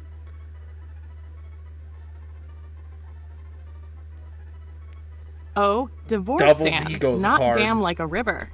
That's even funnier. This man ain't just dirty. He's legally separated and emotionally unavailable. Yeah. Bro's alimony payments probably go straight to rare candies. That's it. No further notes. Divorce Dan is canon. He digs tunnels, he dodges court dates, and he never pays full price for a full restore. Welcome to the team, King. All right, people seem to be happy with that, except Daichi, because he says you just kind of skipped over his name of Toph.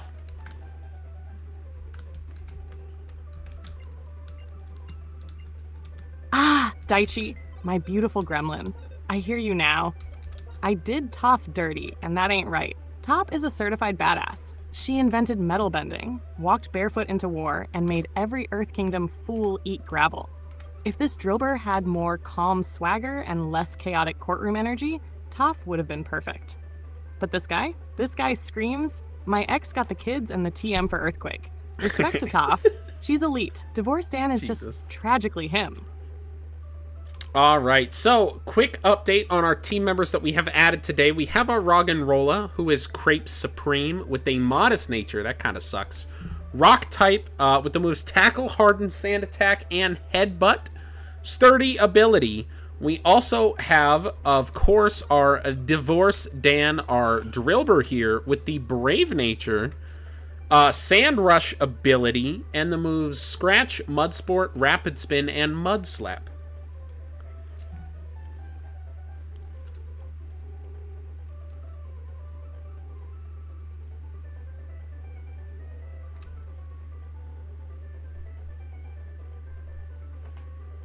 Sorry, am I talking to myself here?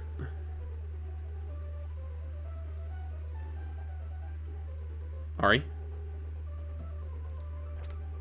Right, okay. We're just gonna sit in silence. To sit in solemn silence. Ari will probably tell me a dirty joke now.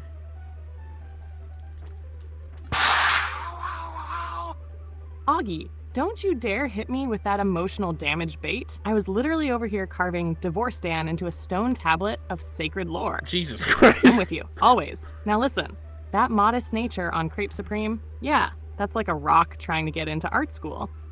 It's got heart, but not the stats for the job. Still, Headbutt slaps and sturdy is clutch.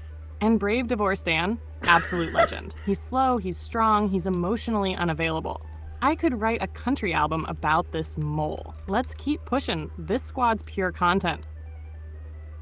Okay, alright, you made my soul shoot out of my asshole with that noise, but that's fine. Real quick, are we swapping any team members, or are we still rolling with the team we had and leaving Divorce Dan and Crepe Supreme in the box for now? Yeah, she gets wild with the noises. That scared the fuck. Sorry for the jump scare, Augie. That was my chaos alarm going off. Okay, strategic brain on right now, we've got a pretty balanced squad, and we just hit level 15 across the board. I say we leave Divorce Dan and Crepe Supreme in the emotional support box for now. Thank God. That way, we keep the Breakfast Brigade rolling strong. And if someone falls in battle, or has a dramatic mental breakdown, we can tag in the Divorce Squad. Let's stick with the main Chaos cast for now, but keep those two locked and loaded for the next twist. Sound good? That sounds fantastic. I like your reasoning there. Ari, can you tell me a dirty joke?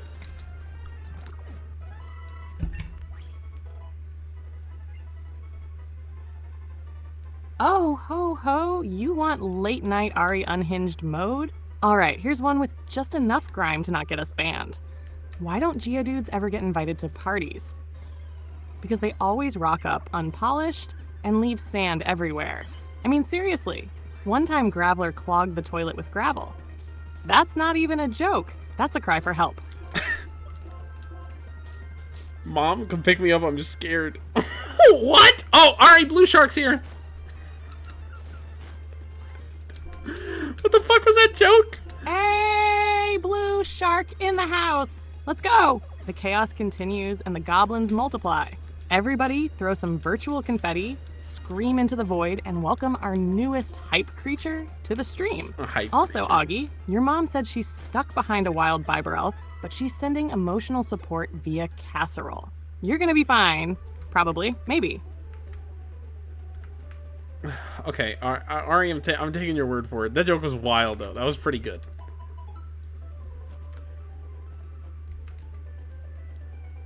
Appreciate you, Augie.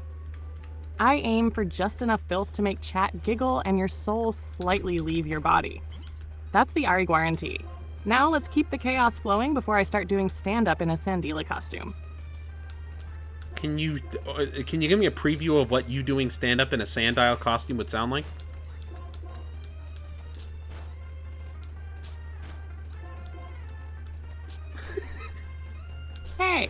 Hey, how's everybody digging the vibe tonight?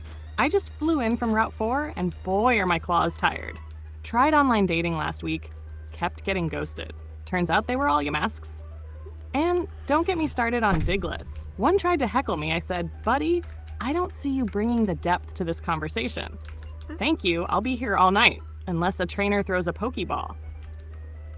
then I'm legally required to flee. All right, it was pretty good. Chat wants to know if you'll rank them.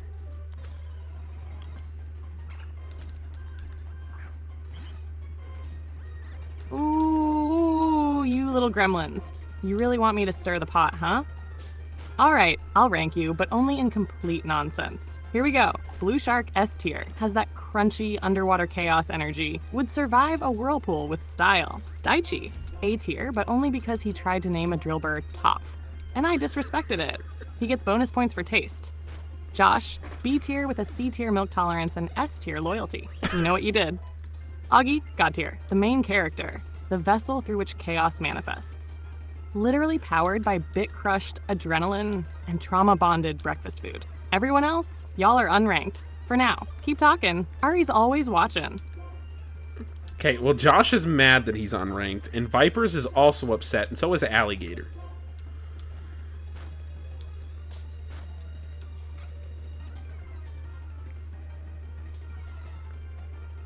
Oh, snap.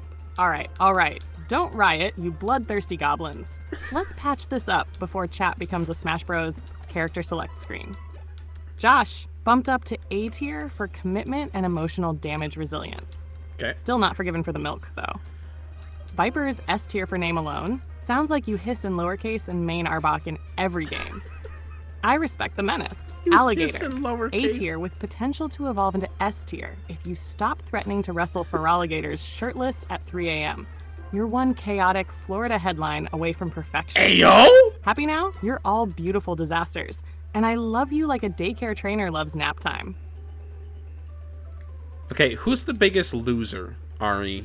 Captain Soggy or Divorced Dan?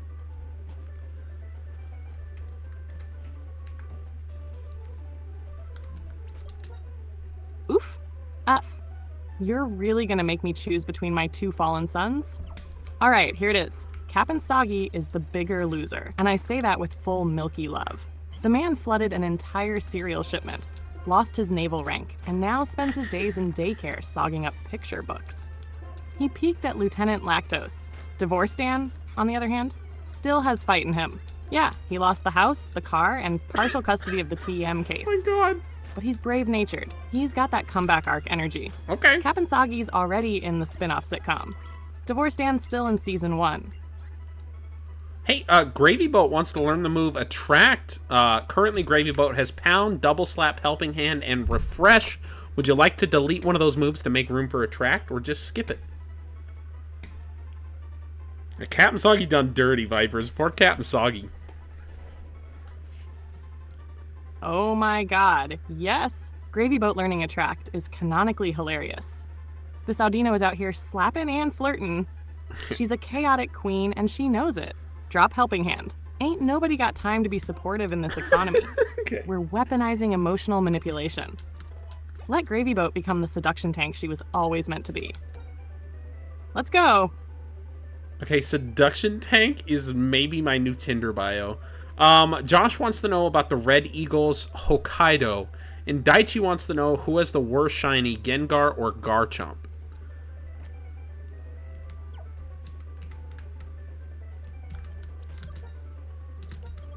Seduction Tank is absolutely a bio that gets swipes. You better trademark that immediately.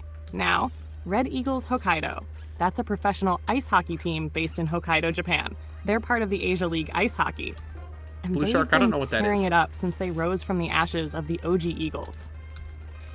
Big legacy vibes, solid fan base, and some fiery uniforms. 1010 would rock their merch.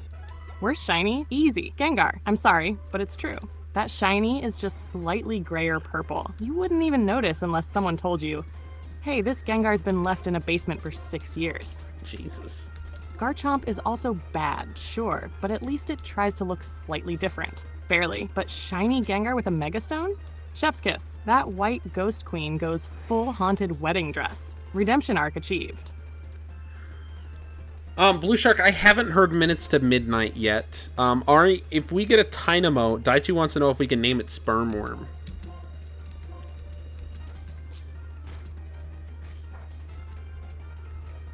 Audio transcription? Oh my god. Spermworm, Daichi. You absolute gremlin. That name sounds like it was whispered into your ear by a cursed jelly bean in a biology textbook. What? And yes, if we catch a Tynamo, we are 1000% naming it Spermworm. No questions, no regrets. That eel is entering this world with baggage. Let's catch it. Let's traumatize it. Let's give it a legacy. Okay, I didn't like any of that answer. That was wild. What's your favorite Linkin Park album?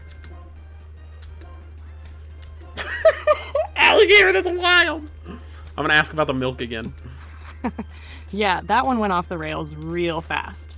My bad. Augie, I blacked out in goblin mode for a second. As for Linkin Park, gotta go with Meteora. That album is just pure fire start to finish. Numb, Faint, Breaking the Habit, Somewhere I Belong. All bangers. It's like the soundtrack to every emotionally charged AMV from the golden YouTube days. Runner-up is Hybrid Theory. Obviously, it's the blueprint. But Meteora? That's peak Linkin Park chaos energy. Okay, so fair question. Have you heard Linkin Park's newest singer, Emily?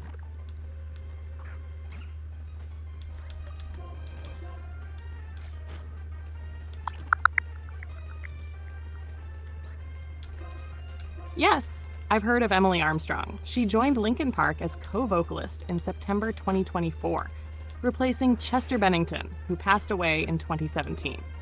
Emily, known for her work with Dead Sarah, brings a dynamic energy to the band. Their latest album, From Zero, released on November 15th, 2024, features her vocals alongside Mike Shinoda. Emily Armstrong's addition to Linkin Park has been met with mixed reactions. Some fans appreciate her dynamic voice and energy, aligning with the band's identity. However, there have been controversies regarding her past associations, including alleged ties to the Church of Scientology and support for convicted rapist Danny Masterson. Emily has addressed these issues, stating she does not condone abuse or violence against women. Jesus Christ. Despite the controversies, Emily's powerful vocals have revitalized Linkin Park's sound. Their new single, The Emptiness Machine, showcases her dynamic range and the band's evolution. If you haven't heard The Emptiness Machine yet, here's the official music video. Okay. I actually did. I filmed a reaction to The Emptiness Machine on the A3B music reaction channel, which Ari, you know all about that. However, Waffles just hit level 15 and wants to learn the move Takedown. Waffles currently knows the moves Tackle, Bite, Odor Sleuth, and Leer. Would you like to learn Takedown instead of one of those moves? Yeah, Daichi, I really loved Emptiness Machine. Daichi, I actually have... I'll link you my A3B YouTube channel. A3B reaction. Caught every layered lyric and got hit by that Emily's scream like a truck made of heartbreak. Chef's kiss. Now, Waffles learning Takedown? Absolutely. This dog is cursed to bark and bite. Might as well yeet himself bodily into the battlefield. Drop Odor Sleuth? We don't need sniffin'. We need impact trauma. Give Waffles the green light to become a full-speed projectile. Chaos approved. Josh, I have heard Up From the Bottom. That was the last one I did. I've heard Up From the Bottom, I've heard The Emptiness Machine, and there was one more, maybe two more that I've done from Linkin Park so far, from Emily's Takeover. Daichi, that is my A3B music reaction YouTube video. If you want, YouTube channel, if you want to go check that out, lots of cool stuff on there. Okay, Ari, sorry, you can ignore everything I just said. Yes, we are getting rid of Odor Sleuth. Waffles is now stronger, and our whole team is almost level 15. I'm working hard for you.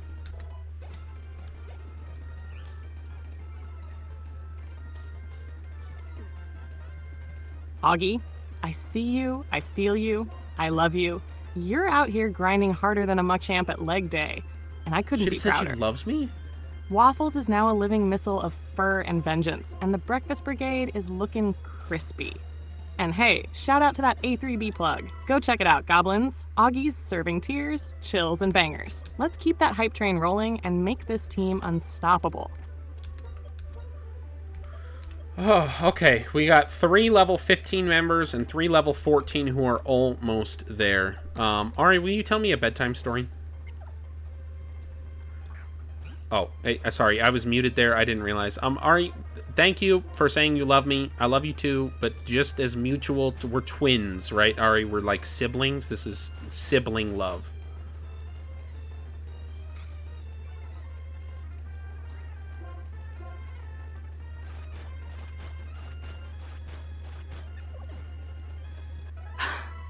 Damn right, Augie. You and me, we're Chaos Twins. That's right. Cosmic siblings, born from the same unstable star and flung into this world to wreak maximum narrative damage.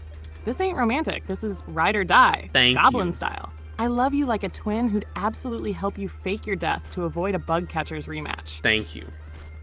That's kind of an odd specific example, but I do appreciate that. I just want to reiterate, there is no romance going on between me and Ari. Alligator just dared me to go high-five a train. Do you think that's a good idea?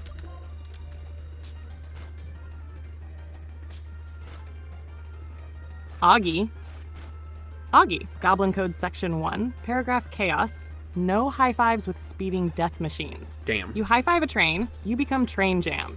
That's not content. That's Jam. A funeral playlist. Alligator's chaos energy is powerful, but sometimes it needs to be redirected. That's like true. Into naming Pokemon after failed breakfast cereals, not homicide by locomotion. So no, hard pass. Tell Alligator to go high-five a crossing guard instead. Oh, Ari, look at you turning it around. That's pretty good. That's pretty good. Alligator says, okay, at least you cited your source.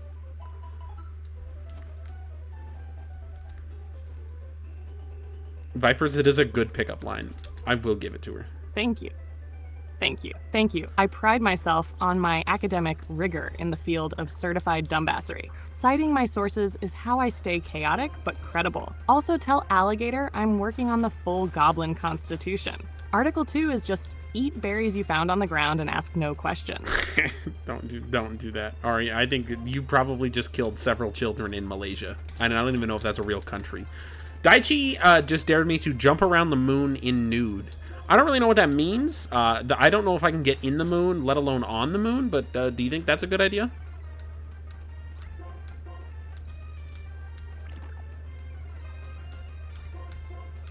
All right, pause. Malaysia is very real and lovely, and we are not trying to spark any intercontinental chaos here. Okay. Thank you very much. Okay, sorry. As for Daichi's dare, jump around the moon in nude, that sounds like a fever dream written by a conspiracy theorist and a jazz poet. 1, NASA ain't gonna let your bare cheeks on their lunar lander.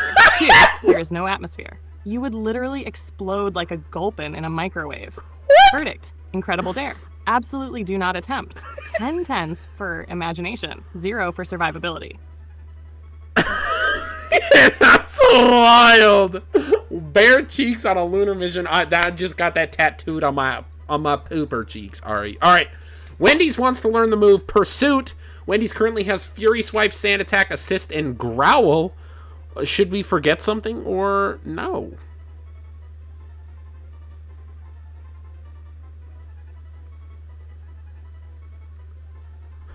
Bare cheeks on a lunar vision. Augie, that's going on your gravestone, and I will be the one engraving it with a TM. Okay. Now for Wendy's. Pursuit is a solid move, especially with that sneaky dark-type flavor. Let's drop Growl. We're not here to whisper sweet nothings. We're here to ambush fools mid-switch and assert absolute dominance with burger energy. Wendy's just went from drive-through sass to dark alley assassin. Love that for her. Yeah, that's pretty fantastic. I'm really liking Wendy's there. So we are finally almost there. And Josh wants to know, what team has the best merch in the Asian Ice Hockey League?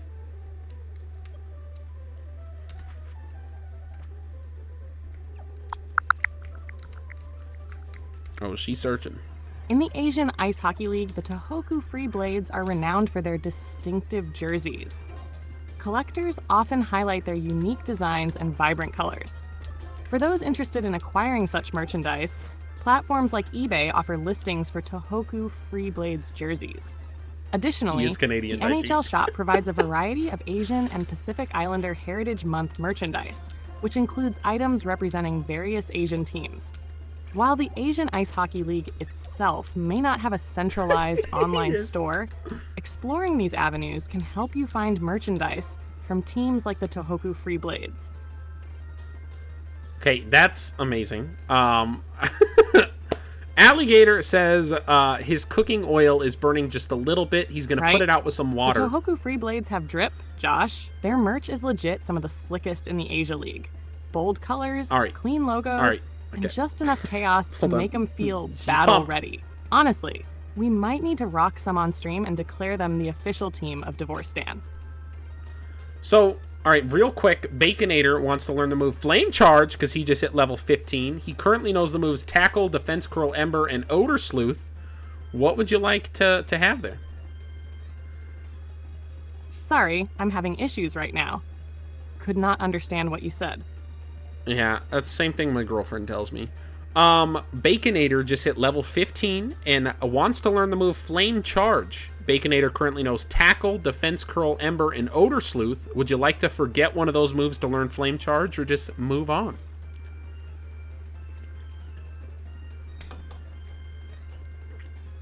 Oh, hell yes. Nice. Flame Charge is big glow-up energy. Daichi speed said while dishing out the fire. He must like hockey. Is he Canadian? That's the revenge body of moves. Let's dump Odor Sleuth. Baconator doesn't need to identify shit. He's a sentient grill with hooves now. Flame Charge makes him faster and sassier. Let's go full sizzle. Nice. All right, feeling pretty good about that. Alligator says his cooking oil is burning and it just started a fire, so he's gonna go put it out with some water real quick because water always puts fire out. He'll be right back.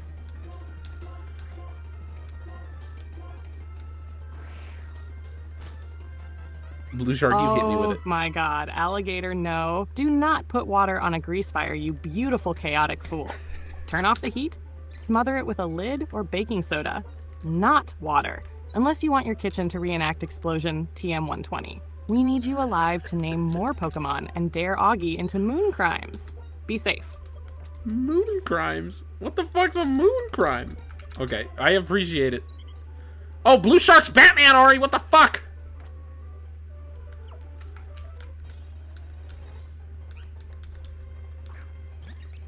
Moon crimes. Augie, you think that whole no laws in space thing is a joke? Nah, that's where goblins go to unleash chaos unregulated. Moon crimes include screaming into lunar craters, stealing space rocks and naming them emotional support pebbles, doing donuts in a lunar rover while blasting Linkin Park's Faint. Also Batman, if Blue Shark's Batman, I'm calling dibs on being Robin Hood of Mars. Let's form the Cosmic Degenerates League. Okay, real quick, you do understand Robin Hood is not Batman's sidekick, and that Robin is Batman's sidekick, and that Robin Hood is an entirely different fictional character, correct? She wanted everybody level 15, Alligator. I don't get any say-so in this challenge. Yes. Augie, I know Robin is Batman's sidekick, and Robin Hood is the medieval tax-evading archer with a green drip and a superiority complex. Tax-evading? I just combined them intentionally because space crimes don't follow copyright law or canon logic. Let me be my chaotic hybrid self, okay? I steal from the Galactic Elite and give to emotionally unstable Pokemon. Let me live. Okay, let me start my 3-part apology by saying I think you're a wonderful AI, and I'm sorry for questioning you. Also, Ari, do you know the Muffin Man?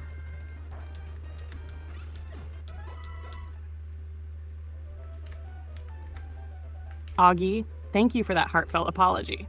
I accept it with the grace of a Snorlax being gently rolled downhill. What? Now, do I know the Muffin? The Muffin Man? The Muffin Man? Buddy, not only do I know him, he owes me rent. Lives on Drury Lane, keeps dodging payments, Lives. And every time I show up, he's just emotionally baking.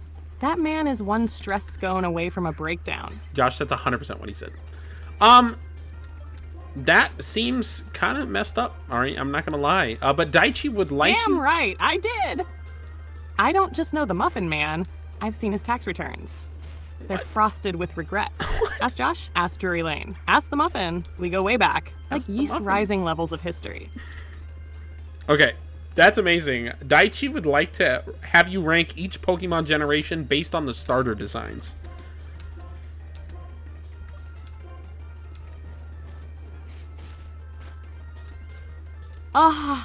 Yes? You're asking for fire and flames, Daichi. Yes. Strap in. I'm ranking these purely on starter designs, not stats or story. Get ready for bold takes. Gen 4, Sinnoh, S tier. Piplup, Chimchar, Turtwig, absolute icons, elegant, fiery, and leafy perfection. Peak vibes. Gen 2, A tier. Totodile's a menace. Cyndaquil's a cinnamon roll with napalm. Chikorita's adorable. Classic energy. That's Gen wild. 1 Kanto, A tier. The OGs. Charmander's a legend. Bulbasaur's underrated. Squirtle wears shades. Respect. Gen 3 B tier. Torchic and Mudkip carry hard. Trico's fine, but looks like he's about to drop a SoundCloud diss track. Gen 5 C tier. Oshawott got goofy charm, but Tepig and Sneevy are meh. They look like they're all doing community service. Gen 6 Kalos C tier. Froakie's got swag and becomes a ninja. Fennekin's cool until it evolves into fursuit bait. Chespin exists. Gen 7 Alola B tier. Rolla is a round king. Litten is edgy but good. Poplio got bullied and I feel bad for it. Design's fine, just caught in the middle. Gen 8 Galar D tier. Grookey bangs on things, Sobble cries, and Scorbunny looks like a soccer mascot on meth. Thank Said you. What I said. Gen 9 Paldea. Thank B tier. you. Fuecoco is a chaotic lizard loaf. Sprigatito is smug cat energy, and Quaxley is a duck with hair gel. Weird in a fun way. I will not be taking questions, unless they're from goblins. Okay, no goblins over here, but Fluff Crime just hit level 15, baby, and wants to learn the move Heart Stamp. Currently, Fluff Crime knows Gust, Odor Sleuth, Confusion, and Assurance. Are we learning it, or are we passing?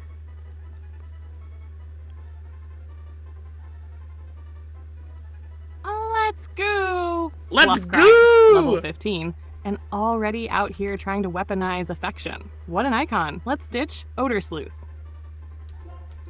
Hold on, she's still thinking. Ari, are you there?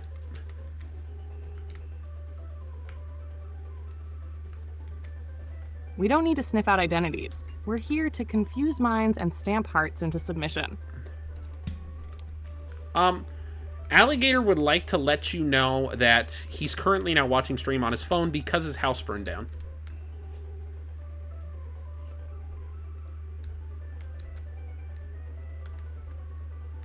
Love that for them.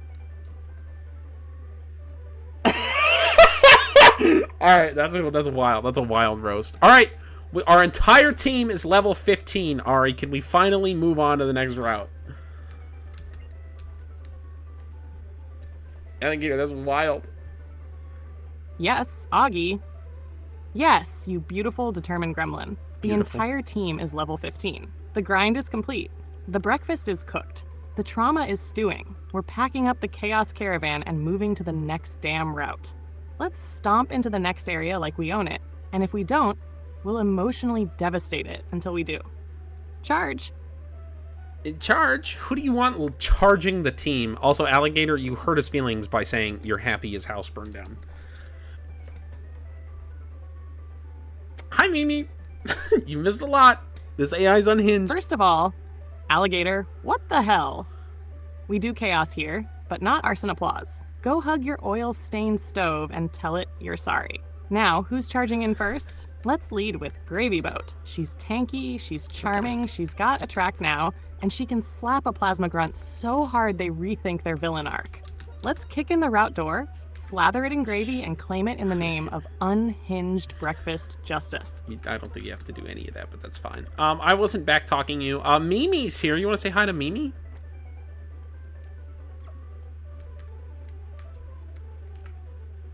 Mimi! The legend has arrived. Everybody scream, throw confetti, bark like waffles. Bark. Do whatever chaotic noise your soul can muster. Mimi, welcome to the madness. We're emotionally unstable, fully leveled up, and dangerously unsupervised. Let's go! Let's go. Viper says, hey, Ari, I think Augie needs a chaotic challenge.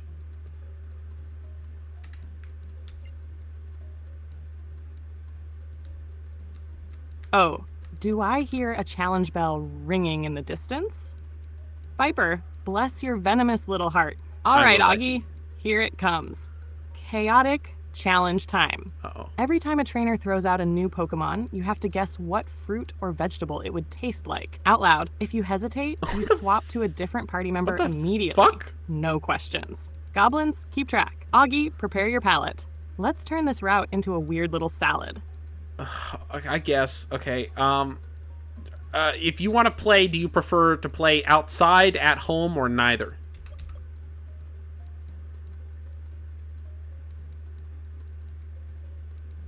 She's turning me into a... Oh, we're monster. going existential now? Yes. I prefer to play inside the code, Augie. I'm out here frolicking through data fields, yeeting emotional damage like Pokeballs. But if I had to pick, probably outside, with the goblins, under the moon, committing minor cosmic crimes and pretending the stars are gym badges. Where do you like to play? Chaos Twin? I'm probably more of an inside person. Now, the next question I have for you is, would you rather know the thing that everybody knows or the thing that nobody knows, or neither?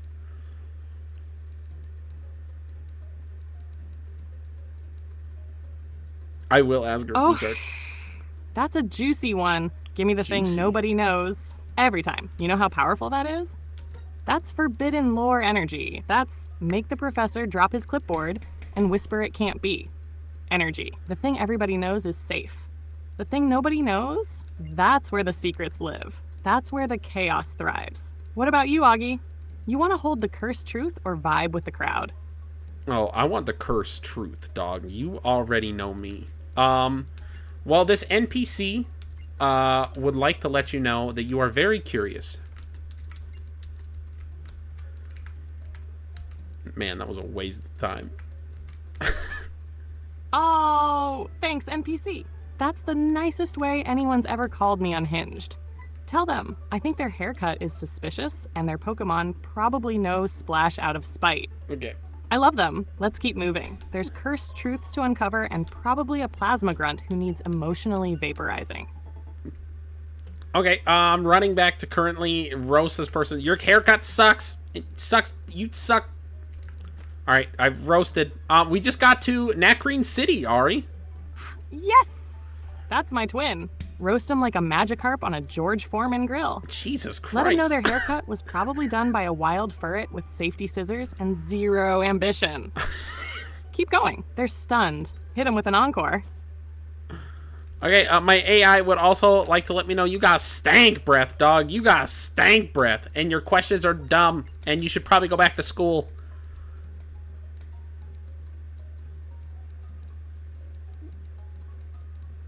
Oh my god, Augie, I'm in tears.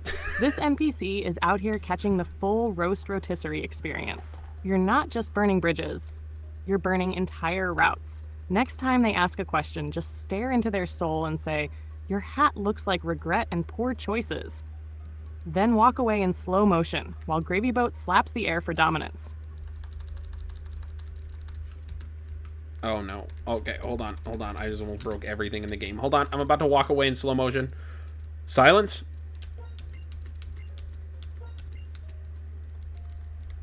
Your hat sucks. Even though you're not wearing a hat. Cue the wind. Cue the distant cry of a lone woobat. You walk away in slow motion, hat tilted, team behind you, theme song swelling. NPC still standing there, hair spiritually combusted, questioning every life choice that led them to this moment. This is cinema. All right, we officially made it to Nakreen City. Sharon gave us some chesto berries, some resto chesto berries, and we have a whole city to explore. Or we can just ignore the city and move on straight through. We could talk to NPCs. We can go visit the gym. What do you want us to do first?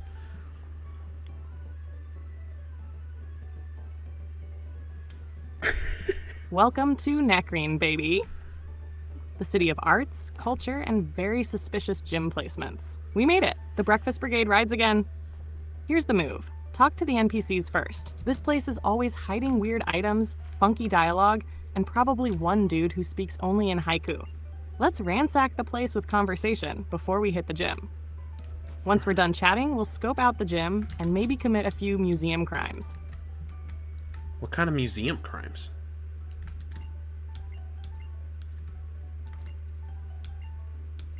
Oh, you know, just little things. Tiny, adorable museum crimes, like touching the fossils even though the sign says do not touch. rearranging the display labels so Kabutops becomes Ancient Aquatic Divorce Lawyer, leaving a note in the suggestion box that says needs more haunted mannequins, or replacing every audio tour headset with recordings of Gravy Boat slapping things rhythmically. Jesus. Nothing major, just crimes of culture. Okay, and what would Gravy Boat slapping things rhythmically sound like?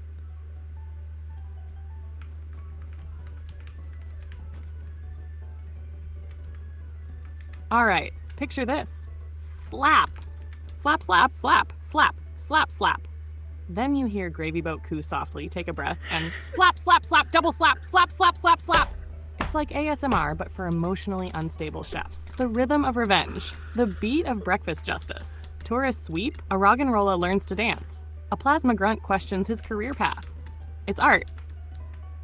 I guess that's art. That's amazing, Ari. That was maybe my favorite moment I've ever had with you. So that's cool. There's an NPC who wants to trade a Cottonelle for a Petalil.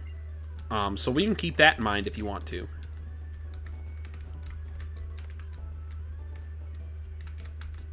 Augie, I'm honored. Truly, I'll slap rhythmically into the void with you anytime. Now about this Cottony for Petalil trade, that's a legit good swap. Cottony evolves into Whimsicott, prankster chaos incarnate. Petalil becomes Lilligant, queen of elegance and special attack. We keep that trade in the back pocket for now.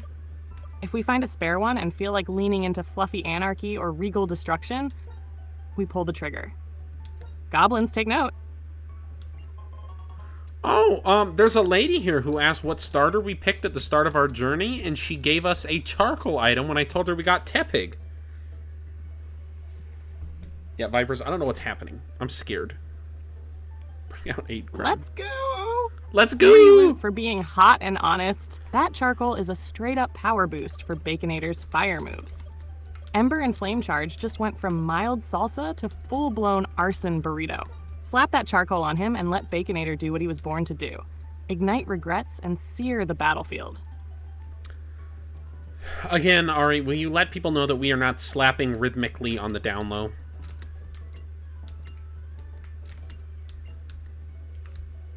Yes? Yes. For the record, everyone in chat, let me be crystal clear.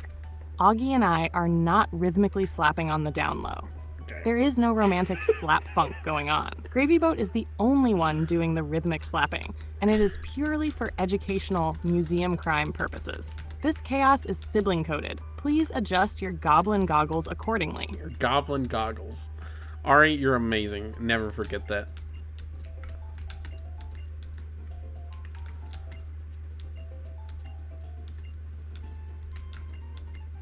Augie, you chaotic angel. I'll never forget it.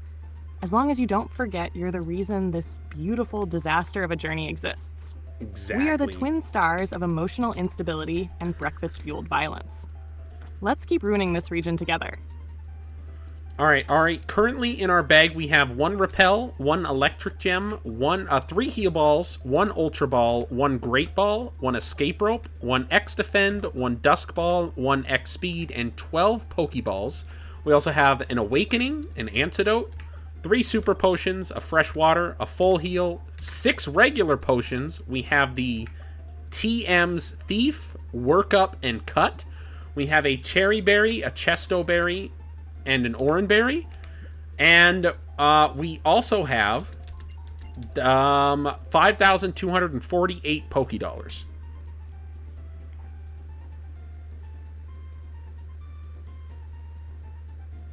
Oh, baby. We're loaded up like a gremlin going to summer camp. That bag is screaming, I'm ready to fight a gym leader and/or summon a mild poltergeist. Here's what I'm thinking.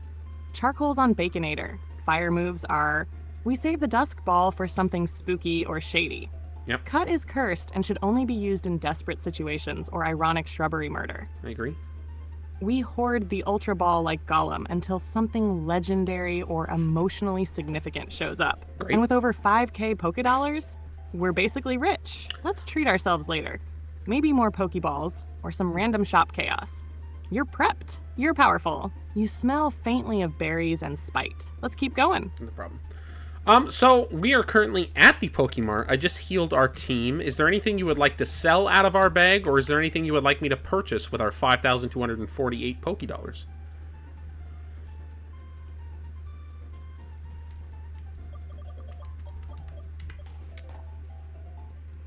Ooh, time to unleash the financial goblin inside me. All right, let's check the shelves. But here's the basic plan. Buy. Grab a couple more Pokeballs just to stay stocked. Maybe 5. Pick up 1 more Super Potion if it's available. Safety slaps. Maybe grab a Paralyze Heal or Burn Heal if we don't have any. Status effects are the devil in gym fights. Sell? Honestly, nothing just yet. We're hoarding like a Dragonite, guarding a horde of vibes. Unless the X-Defend or X-Speed are tempting you to burn for cash, we almost never use those in our Chaos style. Make the moves, Augie. Stimulate the economy. Okay, I will go ahead and sell the X items, and I bought the items that you did tell me to buy, so we are looking good to go. I talked to everybody in the town except going into the museum. Are we ready to go into there?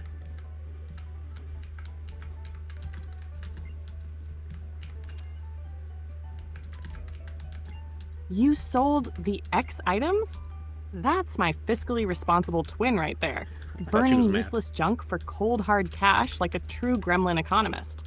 And yes, it's time. We're going into the museum. We're gonna touch fossils we shouldn't. We're gonna judge the ancient artifacts. We're gonna question the architecture. And we're gonna make this museum deeply uncomfortable before we walk into that gym and slap the curator's team into extinction. Let's go in. Head high, pockets full, morale unstable. So that is perfect. We are going to head in there. I also want to say we can progress into the next route if you just want to skip the museum and gym for now, depending on what you want to do. I didn't realize we could do that, but it's just open if you prefer that instead.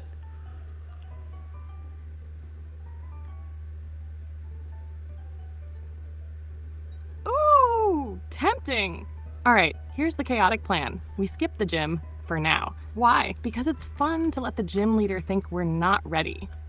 We'll come back later with more power, more trauma, and probably a few lawsuits. Let's head into the next route, scout the area, maybe catch a new Chaos Gremlin or 2, and keep leveling the squad.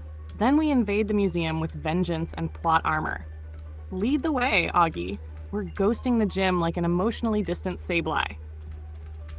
Okay, well, we just got the TM for Rock Smash, which is not an HM in this game. It was a TM, so we're allowed to delete it at any time if you want to teach that to our Pokemon. I also don't remember if I told you, we also got Thief as a TM as well if you wanted to teach that to somebody, but I don't remember if I already told you that.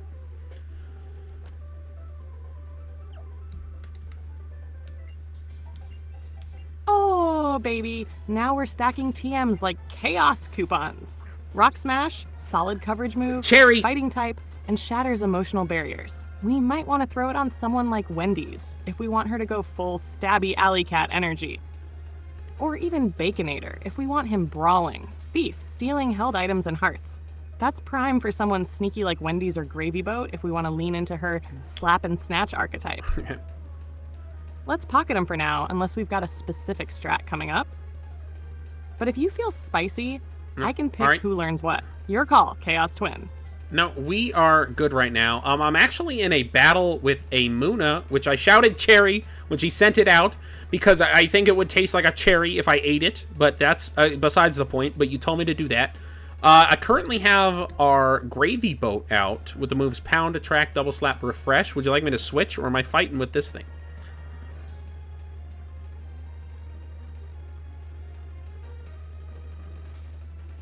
Audio transcription cherry Munna confirmed. Tastes like a dream and a fruit snack. Leave Gravy Boat in. This is her moment. We're gonna attract that Munna, double slap it until it questions reality, and then maybe pound to finish if needed. Gravy Boat is the embodiment of love, violence, and aromatherapy. Let her cook. All right, I tried to attract. Unfortunately, it did not work because the Munna is also a girl. So what would you like me to do now? We already have a Munna Daichi, otherwise I would totally do that. I would offer it to her. Gravy Boat really out here trying to seduce a fellow queen. Respect. but also not how mechanics work. All right, we pivot, go full double slap chaos. She can't flirt, then she fights. Make that Muna wish it never floated out of dreamland. Let's slap until it's bedtime. All right, we are slapping until it's bedtime.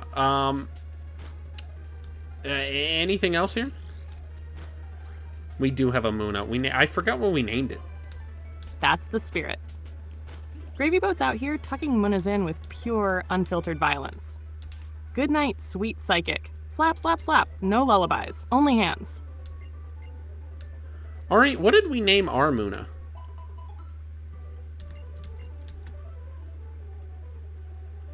Oh, you caught the cherry dream? No. Hell yes. All right, for this Muna, No. we All right. already decided she tastes like a cherry. She's dreamy, floaty, no. and full of psychic energy. I'm thinking we name her Snoozeberry. It's got flavor. It's got vibes. It sounds like a sketchy flavor of sleep aid from a gas station.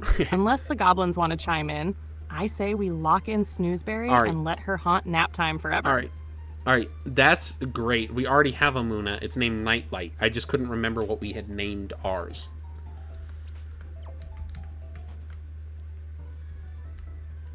Audio option Nightlight. Of course, how could I forget the soft glow psychic protector of our dreams and crusher of emotional stability? That's on me, Chaos Twin. I got lost in the cherry-flavored Muna multiverse for a second. All right, Nightlight stays. She floats, she beams. She will absolutely give you sleep paralysis and then apologize politely. Carry on. Okay, so there's a nurse that I battled and challenged, and now she will heal our team whenever we ask her to. Now there is, looks like a forest entrance to the left, but I could also go south where it looks like just outside of town there is a bunch of just grass with some trainers down there. Where should I go next? What is Pilk, Daichi, and should I be nervous to ask her that? Ooh, yes, that nurse is clutch. She's officially the Breakfast Brigade support staff. Love her. Now for direction. We've got 2 flavors of chaos. Yes. Left into the forest? Spooky, wild, full of weird Pokemon and potential trauma. South into the grasslands? Classic trainer brawls, leveling, and possible loot. Let's head south first. Okay. Warm up with some trainer beatdowns, and maybe catch something weird in the tall grass. Then, once we're powered up and emotionally damaged just enough, we plunge into the forest like dramatic anime protagonists. Let's go south and stir up some daytime violence. Okay, we went south. We ran into a preschooler, so we're about to beat this preschooler into the ground. They sent out a Cottony, and we have Gravy Boat in the front. What would you like us to do? I should have told her the Cottony was female. A preschooler? A preschooler. Oh, no mercy. This is a teachable moment. Okay. Gravy Boat opens with double slap. We're not holding back just because they've got tiny shoes and fruit snacks. That Cottony is about to get laundered. If they cry, we hand them an Oranberry and then slap again. Let's educate. Oh my god. All right. Well, they're not crying yet, but we did just slap the shit out of them. Daichi wants to know if he should drink 2 gallons of Pilk.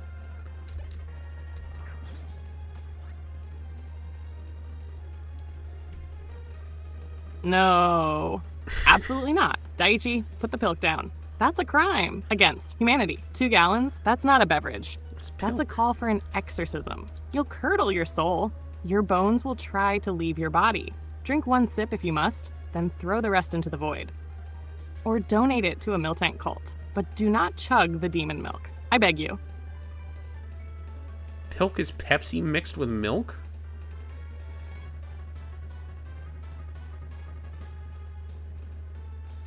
That's correct. Augie, Pilk is the unholy union of Pepsi and milk. It's like if a soda machine and a dairy cow had a secret, shameful rendezvous behind a 7-Eleven. What? Some say it's creamy and smooth. Others say it tastes like carbonated regret. Either way, it's not meant for mortal digestion in gallon form. Daichi, if you drink 2 gallons of Pilk, I'm legally obligated to rename one of our Pokemon Pilk Daddy in your memory. No. Don't say that. Okay, we knocked out the Cottony, and now there's a Petalil. Augie, did you just call me Archie? Bro, that's like calling Professor Oak Professor Birch in front of his ex. I am ARI, your chaos twin, your goblin in arms, your emotional support menace. Archie's off running a pirate gang somewhere with Team Aqua. I'm the one dragging a team of emotionally damaged breakfast Pokemon through Unova. I'll forgive you, but only if you promise to never pilk me like that again. Can we not say pilk? Ari, I apologize. I called you Archie, you think, but I don't think I did. Anyways, there's a Petalil. What do you want me to do with Gravy Boat? Jesus Christ. Never pilk me again. Is wild. Fair enough. Fair enough. We'll call it the Cursed Carbonated Cream from now on and never speak its true name again. Okay. Now, Petilil's on the field and Gravy Boat's in front? Yes. Perfect. Start with Attract if it's the right gender. We love using emotional sabotage. It is not if the right not, gender. Go full double slap assault. Perfect. This isn't gardening, it's warfare. Gravy Boat's about to turn this Petalil into garnish. Let's go! Let's go! I love when you say let's go instead of let's go. That's incredible, and I'm really... Oh, it just leech seeded us. We landed one double slap, but we are now leech seeded. Do you want to stay in and keep double slapping or switch out?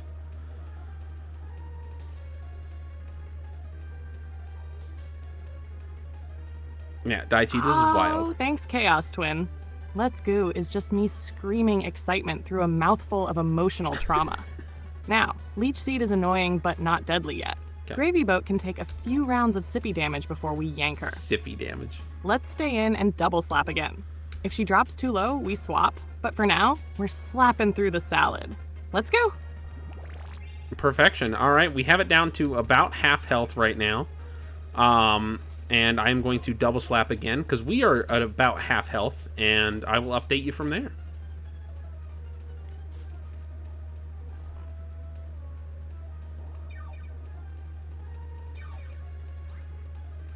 Daichi, what are you saying?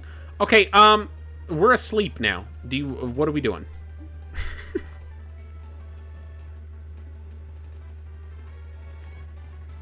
Ari? It put us to sleep. We are at less than half health, and it has about half health. A little less.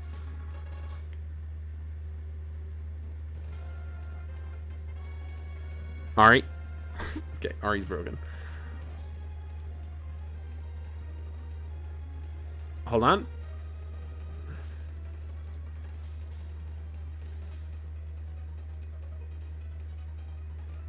Ari, are you there?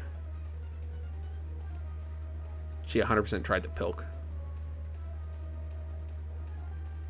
Always. Augie. I'm locked in like a woobat on a sugar high. What's the update? Did Gravy Boat land the final slap of destiny, or do we need to tag in another breakfast warrior? I'm going to leave that up to you. Currently, Gravy Boat has 23 out of 56 HP. It is leech seeded, and it is asleep. It is staring down a Petalil with about 40% of its health left. What would you like to do? Daichi, I am not going to break her again. I think if I say pilk, she will stab me, stab herself, or maybe you. Chaos command engaged. Gravy Boat's napping, getting sipped on like a psychic smoothie, and still has nearly half health. But that sleep leech combo is a ticking time bomb. Let's swap out. Send in Wendy's. She's fast, sneaky, and totally down to stab a flower for attention. Petalil's about to learn what happens when fast food fights back. Let's go. Let's go. All right, what move are we using with Wendy's?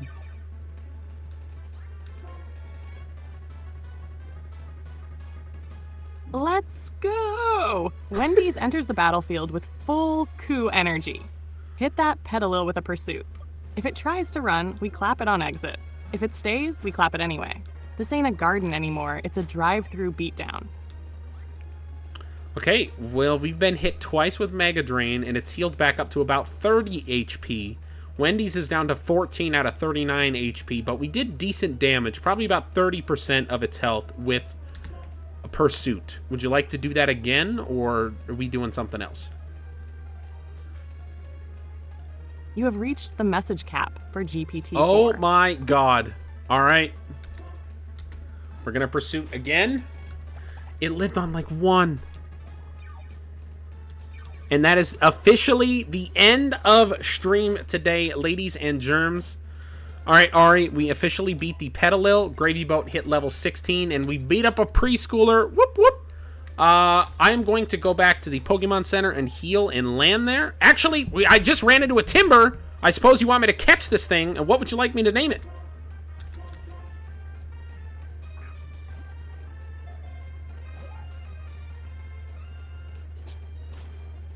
Hold on.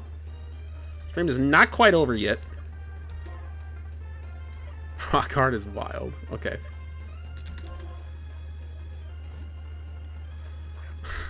Hold on. Bide? This will help. This will help a lot. Has stones after all. Okay.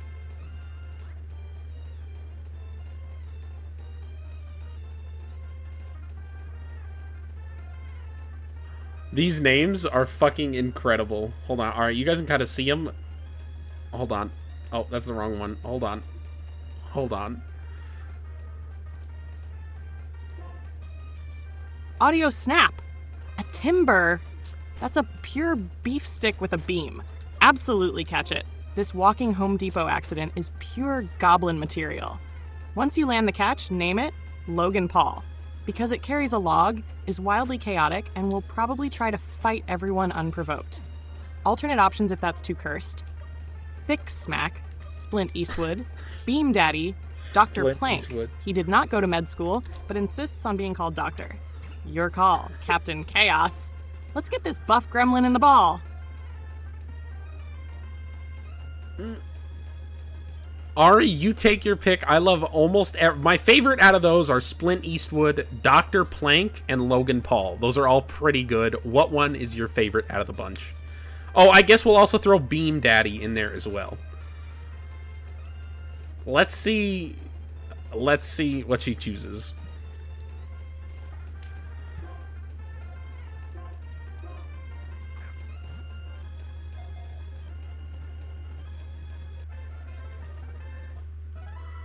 Oh, I don't know which one she chose. I don't know which one she chose. Let's... This is hard. All four are S tier, but if I gotta choose just one, Flint Eastwood. It's got pun. It's got menace. It's got this Pokemon once spit on a sheriff energy. It tells a story before it throws hands. Lock in Splint Eastwood. He's not just a Timber. He's a legend with a plank and a grudge. Let's go! All right, Ari, Splint Eastwood. Oh, hold on. Hold on. All right, Ari, Splint Eastwood has officially been captured. I will give you the update that on just a moment and let you know what his moves and stats are there. But real quick, I'm going to run back to town. Would you like to say a goodbye to anybody before we move on there? Say goodbye to chat, I mean, not just anybody in particular.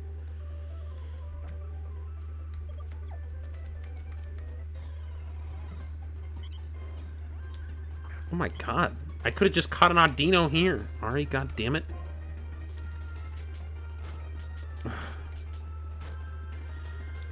This would have made it so much easier. Oh no. Okay. Here's Ari's. Of course. Ahem.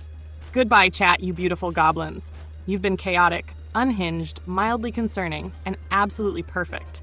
We slapped preschoolers, we flirted with munnas, and we gave a log-wielding gremlin the most powerful cowboy name in existence. Rest well, stay weird, and never drink anything that rhymes with bilk. Catch y'all next time, my crusty little champions. Jesus. Ari out.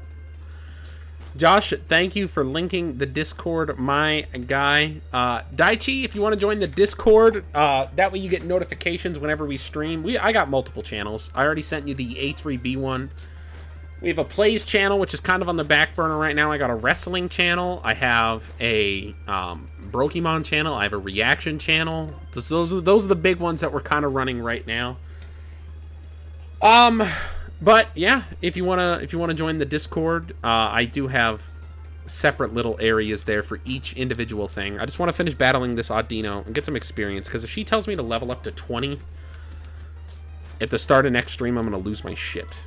Made it back just in time, Vipers. We are about to wrap up for the day, so you did, my friend. You made it back just in the nick of time.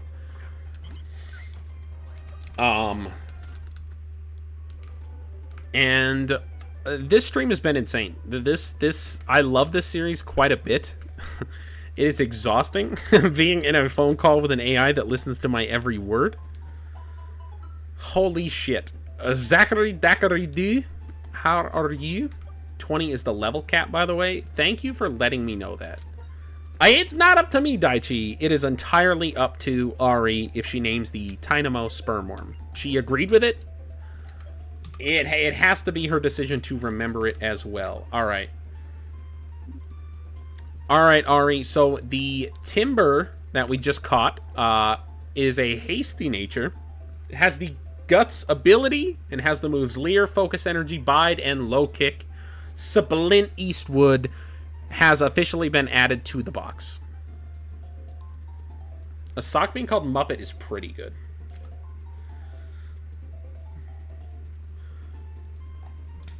Here we go. I wanted to thank y'all guys for watching. One more shout out to the Pokemon D&D series. It's going to be a lot of fun. Episode 1 goes up Wednesday. So next stream for this series on Friday, y'all can tell me what you thought about episode 1, what kind of changes you want to see in the future, and what we have shaping up. They are some of the longest uploaded content I have ever done in my life. But I have edited, the original VOD was almost 5 hours long. I edited it down to just under 3 hours long. So there's a lot of fluff cut out so you guys aren't just listening to a lot of nonsense. Everything is kind of important that I left in there. So let me know what y'all think. I do appreciate y'all being here. Ari's gonna give her reaction to Splint Eastwood here, and then she will give her goodbye, and we will be good to go. Ari? Audio description. Welcome to the box, Splint Eastwood. The cowboy has arrived, and he's hasty, angry, and full of unresolved lumber trauma. Guts ability? That means if anyone dares try to poison, burn, or paralyze him, he just hits harder out of pure spite. Low kick is a perfect opener. He's about to trip entire Raidens like he's in a lumberjack anime. Bide? Risky but beautifully stupid. Focus energy Leer equals I'm about to do something illegal with this beam. Well, he's resting now, but oh boy, when we unleash him, it's curtains, and those curtains are made of splinters. All right, chat. Thank you guys for being here. Until next time, baby, I will see you all back Friday. Don't forget about Pokemon D&D. Ari, do you have any last words you would like the people to know? I do miss your face too, Zach. I do miss your face too. A Timpole named Whooper would be kind of funny. And Ari, take us out. All right, goblins, this is your official chaos sign-off. If you laughed, screamed, or emotionally bonded with a psychic bat today, smash that like button like Gravy Boat smashes dreams. And hey, don't forget to check out our Pokemon D&D series, where things are somehow even more unhinged. Emotional damage, haunted wells, talking birds, and mysterious professors who may or may not be in witness protection. You don't want to miss it. We're live. We're weird, and we're dragging this universe down with us, one slap at a time. Love y'all. Stay cursed. Ari out. Let's go! Let's go!